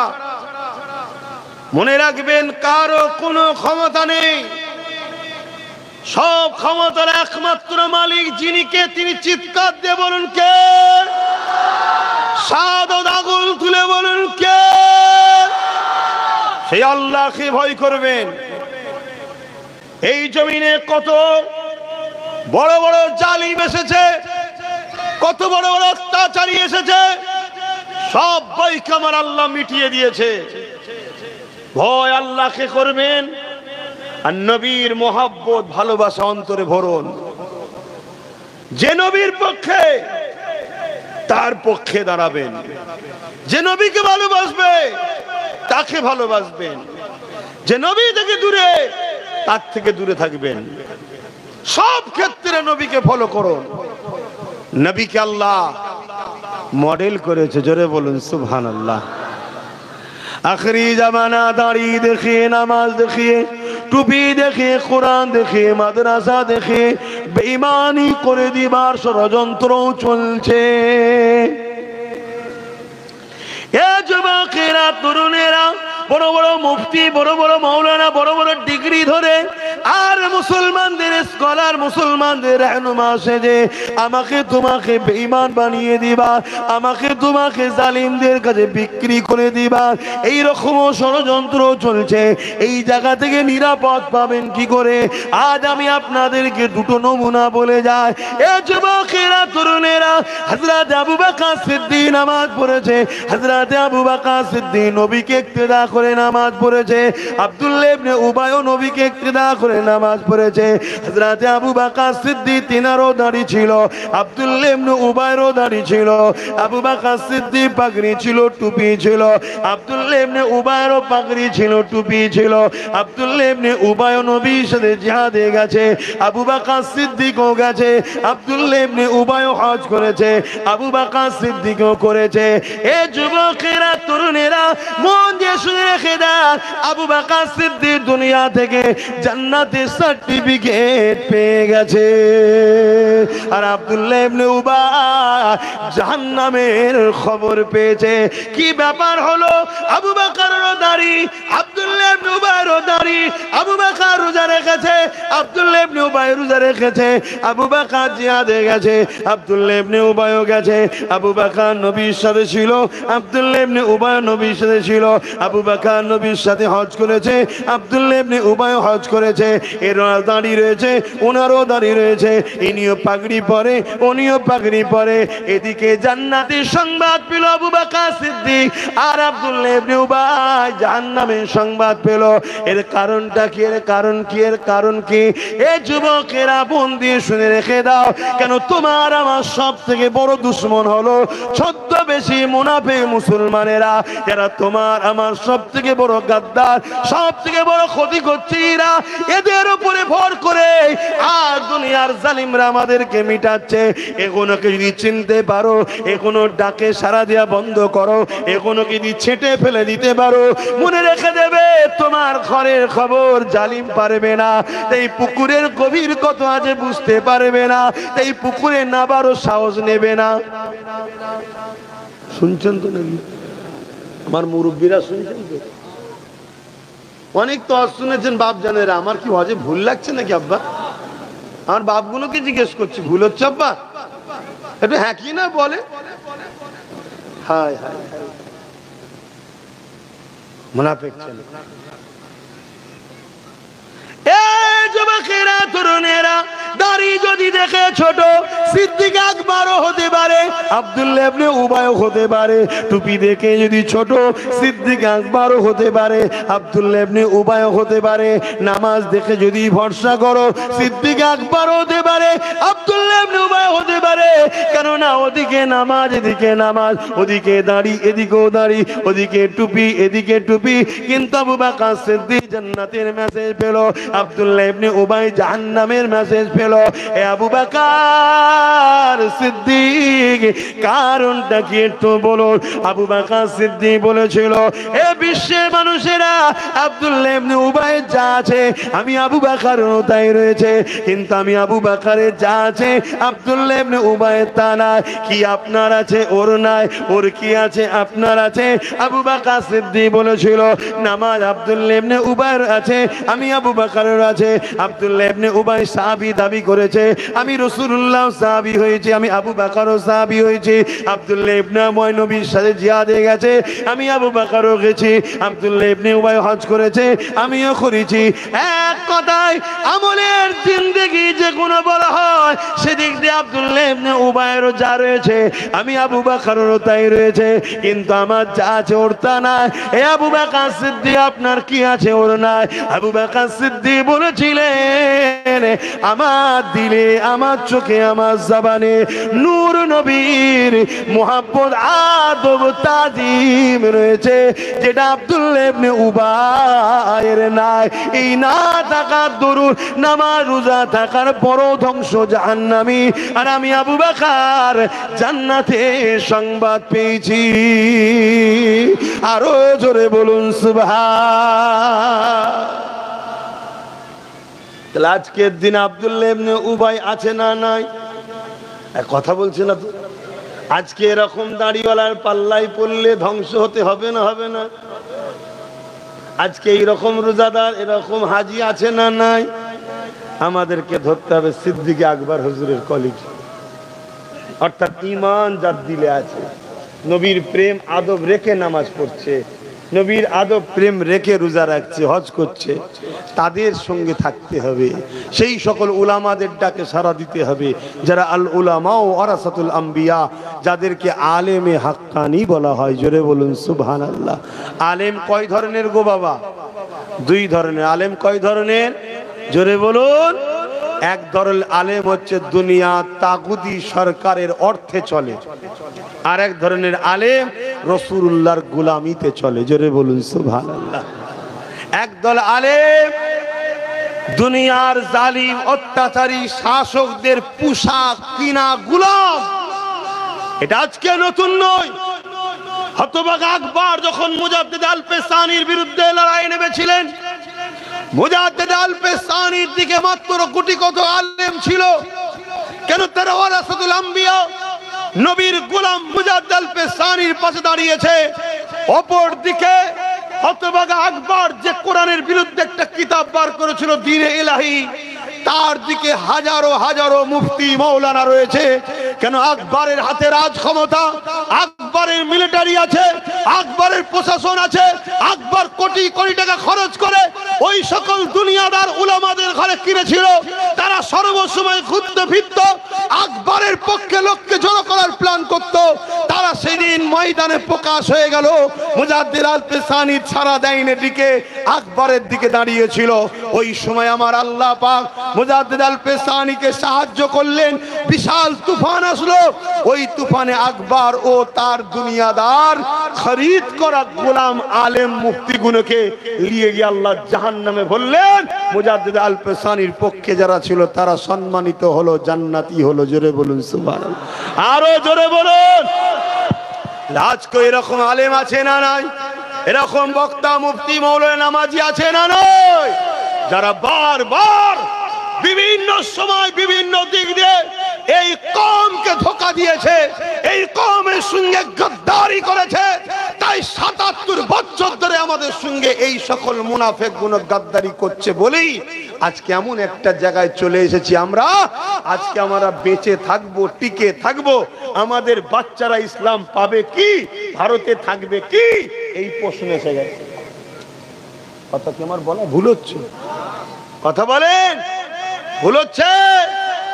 আজান হচ্ছে শুনলেন, কাল আজান হবে কি কোনো গ্যারান্টি? আপনি ভাববেন আমরা তো এখানে সব আছি। আরে রেখে দিকে যা, দেখো না ৭০% বলছিল, খবর লাও লাও না কি হচ্ছে দেখো। কথা মাথায় ঢুকছে না? ঢোকে না। অতএব বাপ মুনাফিক যদি আমাদের মধ্যে থাকে, বাঁচার রাস্তা নেই। কারো নাম ধরেছি, কারো নাম ধরেছি, ব্যক্তিগত অমুক বলেছি, কোন দল কারো নাম ধরেছি, কারো জামাত বলেছি, এরপরও যদি কারো কষ্ট লাগে জানতে হবে এটা হলো সেই, এটা হলো সেই। কেন? আমি তো কারো নাম বলিনি, তো তোর কষ্ট লাগে না? কথা মাথায় ঢুকছে না? ঢোকে না? আমি তো কওমকে বাঁচাবার জন্য বুঝিয়েছি, কওমকে হুজুরের সঙ্গে জুড়তে চেয়েছি। বলো, যা কিছু আলোচনা করলাম এই সামান্য সময় আলোচনা শুনে তোমাদের কি মনে হলো? আমি তোমাদের ক্ষতি করতে চাইছি না উপকার করতে চাইছি? কারা কারা বলছো উপকার করতে চাইছে? আল্লাহকে সাক্ষী রেখে হাত তুলবে। এই হাত সত্য তো? আর একটু হাত নাবার একবার, আর একবার জিজ্ঞেস করছি, আমি তোমাদের ঘরে নবীর সঙ্গে জুড়তে চাইছি না কাটতে চাইছি? জোরে বলুন। যারা বলছেন জুড়তে চাইছে আল্লাহকে সাক্ষী রেখে বলুন, আয় আল্লাহ এতগুলো হাত সাক্ষী দিচ্ছে, আমি এদেরকে আপনার হাবিবের সঙ্গে জুড়তে চাইছি। আল্লাহ এই হাতকে কবুল করেন, এর বিনিময়ে আপনি আমাকে জান্নাত দেন। বলুন আমিন। যদি বান্দার কথা, এই বান্দার কথা, এই ছেলের কথা, এই ভাইয়ের কথা বিশ্বাস হয়, আমি বলছি না আপনি আমাকে নিয়ে চলুন, আমি বলছি না আমার পিছনে দাঁড়ান, না, আপনি আগামী দিন একটু বুঝে বুঝে পা ফেলুন। এটা আমি বলবো, আপনি বুঝে বুঝে পা ফেলুন। ইমামকে সম্মান করতে হবে যদি ইমাম রাসূলুল্লাহর হয়, মুফতিকে সম্মান করতে হবে মুফতি রাসূলুল্লাহর হয়, পীরকে সম্মান করতে হবে যদি রাসূলুল্লাহর হয়। যদি সে দুনিয়ার জালিম অত্যাচারী শাসকের দালাল হয়, খরিদ করা গোলাম হয়, সে যতই মুফতি মাওলানা দাবি করে, তার সম্বন্ধে কোরআন কি বল, রাসূল কি বলছে শুনবেন না? আল্লাহ নবী বলছে, খুব অচিরে জমিনের উপরে আসমানের নিচে সব থেকে নিকৃষ্ট হবে, বলো সব থেকে নিকৃষ্ট হবে একদল উলামা দাবিদার। কার কথা? আমার নবীর কথা। কার কথা? নবীর কথা। কার কথা বলেছে? যাদের জন্য আমার উম্মত ক্ষতিগ্রস্ত হবে। আজকে বলুন আমাদের ক্ষতিগ্রস্তের পিছনে এই সকল মুনাফিক এক দলের হাত আছে না? বলেন হাত আছে না নাই? বিভিন্ন ইস্যুতে আমাদের ঘরে আন্দোলন করিয়েছে, করিয়ে নিয়ে কখনো এর ঝুলিতে ভর্তি করেছে, কখনো ওর ঝুলি ভর্তি করেছে, কখনো ওর ঝুলি বিক্রি করেছে। তার মানে কি? আমাদের ঘরে বিক্রি করেছে। একবার উলামারা বলল না যার কারো ঝুলিতে নয়, এবারে আমরা নিজেরা ঝুলি তৈরি করে নিজেদের ক্ষমতা তৈরি করে নেবো বলেছে। এরা বারবার আমাদের ঘরে বিক্রি করেছে। আজকে এই জায়গায় আমরা দাঁড়িয়ে গেছি। নতুন করে আপনারা নিশ্চয়ই শুনছেন কেন্দ্রে এক জালিম সরকার ওয়াকাফকে বা শেষ করতে চাইছে। কিছুদিন আগে কৃষকদের পিছনে লেগেছিল, মণিপুরকে জ্বালাচ্ছে, এখানে অত্যাচার ওখানে অত্যাচার, রেল বিক্রি করছে, এলআইসি বিক্রি করছে, পুরো দেশকে শেষ করে দিয়ে এবারে মুসলমানদের প্রপার্টি মসজিদ, মাদ্রাসা, কোরআন, দ্বীন, ইসলাম, ওয়াকাফ এটাকে শেষ করার প্ল্যানে লেগেছে। হচ্ছে না, হয়নি? কথা বলো। আমি আপনাদের বলে দিই, আপনাদের মুনাফেক ছেড়ে যদি এই সংগ্রামে আন্দোলন করেন আপনারা গেনার হয়ে যাবেন। ওর ক্ষমতা নেই। যদি আপনারা মুনাফেকের পাল্লায় পড়েন আপনাদের জায়গা জমিও যাবে, জীবনের মতো আপনাদের নাম নিশানা মুছে দেওয়া হবে। কেন ভেবে দেখেছেন কখনো? কখনো ভেবে দেখেছেন ৭৭ বছর ধরে আমাদের ওয়াকফ সম্পত্তি চুরি হচ্ছে না, হয়নি? বলুন। কথা বলছো না তো, গায়ে লাগছে কথা। ৭৭ বছর ধরে যে কোনো হুকুমত এসেছে আমাদের ওয়াকফ, মসজিদ, মাদ্রাসা, কবরস্থান, ঈদগাহ, খানকার টাকা চুরি করে খেয়েছে না খায়নি? কেউ কম কেউ বেশি, খাচ্ছে না খায়নি? বর্তমান আমার রাজ্য ওয়াকফের সম্পত্তি চুরি হচ্ছে না, হয়নি? ইদিকুদি হচ্ছে না, হয়নি? পুরো দেশে হচ্ছে না, হয়নি? বিগত দিন যে আজকে বিল করতে চাইছে সেও বিগত দিন ওয়াকফের টাকা ঝেড়ে খেয়েছে না খায়নি? আমার কথা অসুবিধা হচ্ছে? ওয়াকফ ইসলামের নয়, ওয়াকফ মসজিদ মাদ্রাসার নয়, তাহলে মসজিদ মাদ্রাসা ইসলামের বলবো না? বলবো না? একটু সারা দেবেন। তাহলে বিগত দিন ধরে আমার ওয়াকফকে তছনছ করা, চুরি করা, নষ্ট করা, খেয়ে লিয়া হচ্ছে না, হয়নি? জোরে বলুন। সবাই মিলে করেছে না করেনি? হাত তুলে সাক্ষী দিয়ে বলুন, করেছে না করেনি? জোরে বলুন, করেছে না করেনি? আজকে হঠাৎ করে বিল করতে চাইছে কেন? ভেবে দেখেছেন? একটা বিল পাস করতে চাইছে, জানেন তো নাকি? কেন? আমি এ বিষয়ে বেশি কথা বলবো না, সংক্ষিপ্ত ধরাচ্ছি। কেন করতে চাইছে? কেন করতে চাইছে আপনারা জানেন? তাই বলবো, আরে সবাই তো খেয়েছে ৭৭ বছর ধরে, এবার বিল করতে চাইছে কেন? আর ইও তো বিগত দিন ১০-১২ বছর ধরে খাচ্ছে, তো হঠাৎ করে বিল করার সব গেল কেন? শোনেন, আপনাদের এলাকায় পুকুর আছে না? অনেকে বলে পুকুরে আমার 4 আনা আছে, কে বলে 8 আনা আছে। জিজ্ঞেস করেন, এই কোনোদিন মাছ পেয়েছিস? বলছে মাছ তো ধরে একটা মাছের মাথাও দেখিনি। তার মানে কি? পুকুরে ভাগ আছে ঠিকই, যে করে খায় সে সব খেয়ে নেয়। এ ঘটে না? ঘটে না?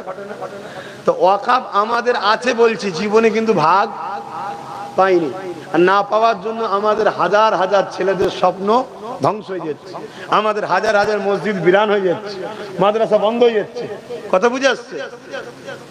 আজকে বিল করতে চাইছে কেন জানেন? এই বারবার বলি যে আমাদের আছে, আমাদের আছে, আমাদের আছে। কথা বুঝছেন না? এই ভারতবর্ষে গুজরাটে একটা মসজিদ আছে 1300 বছর বয়স। কত? কেরলে একটা মসজিদ আছে 1400 বছরের বেশি বয়স। এভাবে 1400, 1300, 1200, 1000 বছরের যদি মসজিদ থাকে, তার মানে 1000 বছর ধরে মুসলমান আছে। মসজিদের জন্য মুসলমান আছে তো, তাহলে আজান হচ্ছে, নামাজ হচ্ছে। 1000 বছর যদি মাদ্রাসা পাওয়া যায় তার মানে মুসলমান আছে। 1000 বছর যদি কবরস্থান পাওয়া যায় তার মানে মুসলমানেরই কবর। তাহলে যারা 1000 বছর ধরে এদেশে আছে তাদেরকে কখনো নাগরিকত্ব কেড়ে তাড়ানো সম্ভব? বলুন। অতএব বিল করে প্রথম ওগুলোকে নিয়ে নে, সরকার নিয়ে নে, নিবার পরে ওগুলোকে ভেঙে প্রমোটিং করে সব বড় বড় কোম্পানিকে দেবে। কথা মাথায় ঢুকছে? আর কত 27 লক্ষ বিঘের ওপরে, মাথা কাজ করবে না? আরো ছিল হয়তো, সব ইদিক উদিক হয়ে গেছে। তাহলে এইটা যখন নিয়ে নেবে, প্রমোটিং করে শেষ হয়ে যাবে, এবারে তোমাকে আমাকে বলবে এদেশে তো তোদের কিছু নেই, তোরা চলে যা। না হয় নামগুলো চেঞ্জ করছে কেন? এ রোড, সে রোড, এ এলাকা, ও এলাকা চেঞ্জ করছে না? মুসলিমের নিশানাটাকে মুছে দিতে চাইছে। স্বাধীনতার পরে যেগুলো হয়েছে সেগুলোই কিছু করবে না। তখন তোমাকে আমাকে যখন এবারে নাগরিকত্ব নেই বলে তাড়াতে চাইবে, তখনই তুমি আমি যে বলবো হাজার হাজার বছর ধরে আমরা আছি, বলি না? বলি না? অমনি বলবে আছিস তো, মসজিদ কই তোদের, মাদ্রাসা কই তোদের, নিশানা কই তোদের? তখন আর দেখাতে পারবে না। তখন পৃথিবীও বলবে ঠিক আছে, ওরা যখন বিদেশ থেকে এসছে ওদেরকে তাড়িয়ে দাও। যাবে কোথা? বলো বলো, পাশে বসে যাবে? ও তো আর এক ক্ষেত না, ওখানে তো আর এক জ্বালা চলছে। কোথা যাবে? এখানে তোমার দাদুর কবর, পরদাদুর কবর, বাপের কবর, নানার কবর। হ্যাঁ, আজকে এই জায়গায় দাঁড়াতে হলো কেন? ৭৭ বছর ধরে সবাই যখন খাচ্ছিল, তখন যদি তুমি আমি লড়াই করে সবার থেকে কেড়ে নিতাম, তখন হালকা ছিল, লড়াই করে কেড়ে নিতাম, তাহলে আজকে এই দিনটা দেখতে জোরে বলেন হতো না। কিন্তু ৭৭ বছর ধরে যারা আমাদের সম্পদ ঝেড়ে খেয়েছে, তারা যদি এখন তোমাদেরকে বলে আসো লড়াই করতে হবে, অকাপ বিলকে লুটতে হবে, কি গো তাদের ডাকে সারা দিয়ে তুমি কি গেনার হবে মনে হয়? কেন হারাম করবেন তো খেয়েছে, ভুল বলছি নাকি? ওরা খেয়েছে না খায়নি, ওদের সাথে সাথ দিয়ে তুমি গেনার হবে মনে হয়? ওরা দেখবে আগামী দিন ওদের সব মৌলী সাহেবগুলো না পাবে, ওদের সব বক্তা না পাবে, ওদের সব মৌলানা না পাবে, নেপিয়ে সব চিল্লাবে অকাপ বাঁচাও, হান করো টান করো, ভেঙে দাও গুড়িয়ে দাও। আর একবারও ওই বদমাইশ গুলো বলবে না যে তোমারও যে অকাপ খাচ্ছ ওটাকেও বার করে দাও, ওটা বলবে না, কেন ও থেকে ভাগ পাইতো। কথা বুঝে আসছো না? না, একটু সাবধানে চলো। আমি মনে হয় তোমাদের কষ্ট দিচ্ছি, আমার মনে হচ্ছে কষ্ট হচ্ছে, তার কষ্ট দেবো না ভাই, ছেড়ে দিচ্ছি, ছেড়ে দাও। আমার কি আছে বাপ, আমি আমার ডিউটি পালন তো করলাম।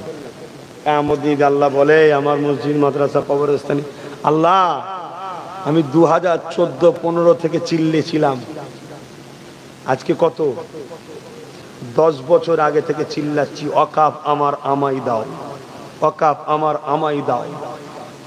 আমি আমার ক্ষমতা অনুযায়ী রাজ্যকে বলেছিলাম, রাজ্য সরকারকে অকাপ আমার আমাই দাও। সরকার আমার বাড়ি পুলিশ দিয়ে আমাকে চমকেছিল, জানেন না? সরকারের সব লোক দিয়ে আমার জলসা ক্যান্সেল করেছে, সরকারের লোক দিয়ে আমার ছেলেদের কেস করিয়েছে, কত ভাঙচুর মারপিট করিয়েছে। কেন? এই কথা, অকাপ আমার আমায় ফিরিয়ে দাও, ওয়াকাফ আমার আমাই দাও, ওয়াকাফ আমার আমাই দাও। কেন? আমার বাপ দাদুর দান করা জিনিস তো আমরা লোব না, তো তোরা নিবি কি? বলা কি ভুল বাপ? আমার মসজিদের ইমামের টাকা তুই দিবি কেন? ভিক্ষে আমরা দেবো কেন? আমার বাপের টাকা তুই দিচ্ছিস ভিক্ষা, আমি দেবো 15,000 20,000, ইমামকে সম্মান দেবো, আমার জিনিস আমায় ফিরিয়ে দাও। 2014-15 বক্তব্য খুঁজবে পাবে। সেই দিন যারা আমাকে বলেছিল দালাল ধোঁকাবাজ, এর কথা শুনুনি, আজকে হঠাৎ করে দেখছি তারাই সব বলছে ওয়াকাফ বাঁচাও, ওয়াকাফ বাঁচাও। কেন রে বাবা, কি ব্যাপার? ও তখন ভাগ পেচ্ছিলিস না, এখন যদি সব লিখে লাই আর পাবি না তো, এই মাথা খারাপ। তাহলে এরা আল্লাহর জন্য লড়ছে, দিনের জন্য লড়ছে না পকেটের জন্য? তাহলে এই সব গাদ্দাররা যদি আমাদের নেতা হয়, এই সব গাদ্দাররা যদি আমাদের মাতার হুজুর হয়ে বসে, ইমাম হয়ে বসে, রাহনুমা হয়ে বসে, তাহলে আমাদের তো ক্ষতি হবে বাপ। এজন্য সবাই এসে আমাদের মেরে যাচ্ছে। আমার মাগুনো শুনছো তো? বুঝছে না? বুঝে না? আমার ভাষা বুঝছো তো? একটু শুধরান। আন্দোলন করতে হবে না? হবে না? নিজেদের সম্পদ, নিজেদের অধিকার ফিরিয়ে নেওয়ার জন্য সংগ্রাম করা, আন্দোলন করা, এটা ইসলামের হুকুম। প্রথম কথা, আল্লাহ নবী বলেছে যে তার হককে জানার পরেও ছেড়ে দেয়, সে সমাজকে পাপী তৈরি করলো। যেমন আমার ভাই নওশাদ সিদ্দিকী, জানেন তো নাকি রাজনীতি করছে, তাই তো? হ্যাঁ, ওর পিছনে কত লোক, ও উনা জিতে যায়, উনা জিতে যায়, শয়তান গুলো যেতে জিতুক, যারা খোদার ঘর ভাঙবে, মসজিদ ভাঙবে, এরা যেতে জিতুক, উনা যেতে। কি গো, এরকম মুসলমান আছে না? নাই? হ্যাঁ, প্রচুর আছে। আর এই সব হারামখোর গুলোর জন্য আজকে বিপদে পড়লাম। হয় আল্লাহ এদের হিদায়াত করুক, না এই হারামখোর গুলোকে আল্লাহ মেরে কমিয়ে দিক। এসব 2 নম্বর রেখে কিচ্ছু লাভ নেই। 313 জন বদরের মতো সলিড থাক, 12,000 সালাউদ্দিন আইবির মতো সলিড থাক। কি গো, বলা ভুল হচ্ছে নাকি? কষ্ট হচ্ছে কারো? কেউ যদি এরকম হারাম করে থাকে কষ্ট হবে, আর হারাম করে না থাকলে কষ্ট হবে না? আব্বা আমার কথা কি করবো বাপ, ক্যান্সার রোগ হয়ে গেছে, এখন যদি ওষুধ দিয়ে কাজ হবে না, কেমো মারছি, তাতে চুল ওঠে উঠুক, বলছে লাস্টটা বাঁচুক। ভাইয়েরা আমার, যুবকেরা, বাঁচাবার জন্য বলছি, ভয় খাওনি। এক মঈনুদ্দিন আজমিরি যথেষ্ট, এক মঈনুদ্দিন আজমিরি যথেষ্ট।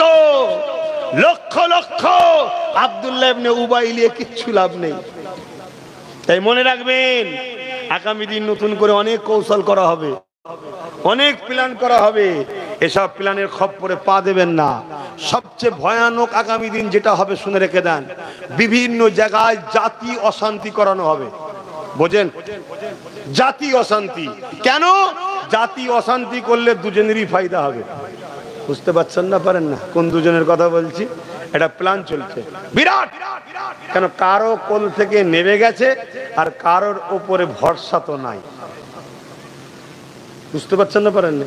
তাই এটা হলেই আমরা ভয় খেয়ে যাবো, বাবা বাঁচাবে বাঁচাবে, চলো কোলে উঠি। আরে বাঁচাবার মালিক আল্লাহ। বাঁচাবার মালিক কে? আল্লাহ। মনে নেই তুরস্কে একটা ভূমিকম্প হয়েছিল, দুধের বাচ্চা ওই ভূমিকম্পে মা মারা গেছে, মরার আগের মুহূর্তে বাচ্চাটা প্রস্রাব হয়েছে, 2.5 দিন পরও বাচ্চা জিন্দা ছিল। জোরে বলুন সুবহানাল্লাহ। ওই বাচ্চাকে জিন্দা যিনি রেখেছিলেন তিনি কে? গলা শিরা যেন দেখা যায় কে? আরো জোরে জবান খুলে বলুন কে? সেই আল্লাহর উপর ভরসা করুন। বুঝতে পারছেন? মুনাফিক চিনুন, হকের উপর দাঁড়ান, হকের উপরে দাঁড়ান। তো যাক, ওয়াকাফ আমাদের আন্দোলনের দরকার আছে না? নাই নাই, আল্লাহ নারাজ হবে। আমাদের ডিউটি আমাদের করতে হবে। ফাইসাল্লাহ কার? ফাইসাল্লাহ কার? আল্লাহ। কি হবে না হবে সব ফাইসাল্লাহ কার? আল্লাহ। কিন্তু আমাদের ডিউটি পালন করতে হবে, লড়তে হবে, কিন্তু লড়ার লাইনে লড়তে হবে। ফালতু লড়লে হবে না, লড়ার লাইনে লড়তে হবে। লড়ার নামে উল্টো পাল্টা যেন না হয়ে যায়, তাহলে কি হবে? দুটোই যাবে। কথা মাথায় ঢুকছে? লাইনে লড়তে হবে, নাই জানো যাবে মালও যাবে। আর লাইনে লড়লে জানো থাকবে মালও থাকবে। সেই সিস্টেমটার নেতৃত্ব কাদের মানবেন? যারা বিগত দিন থেকে হকের পক্ষে দাঁড়িয়ে আছে, রাসূলুল্লাহর সঙ্গে আপনাদের জুড়তে চায়, তাদের পক্ষে দাঁড়াবেন। কথা ঠিক না বেঠিক? জোরে বলুন। এরকম সমাজে অনেক হকপন্থী আলেম উলামা আছে না নাই?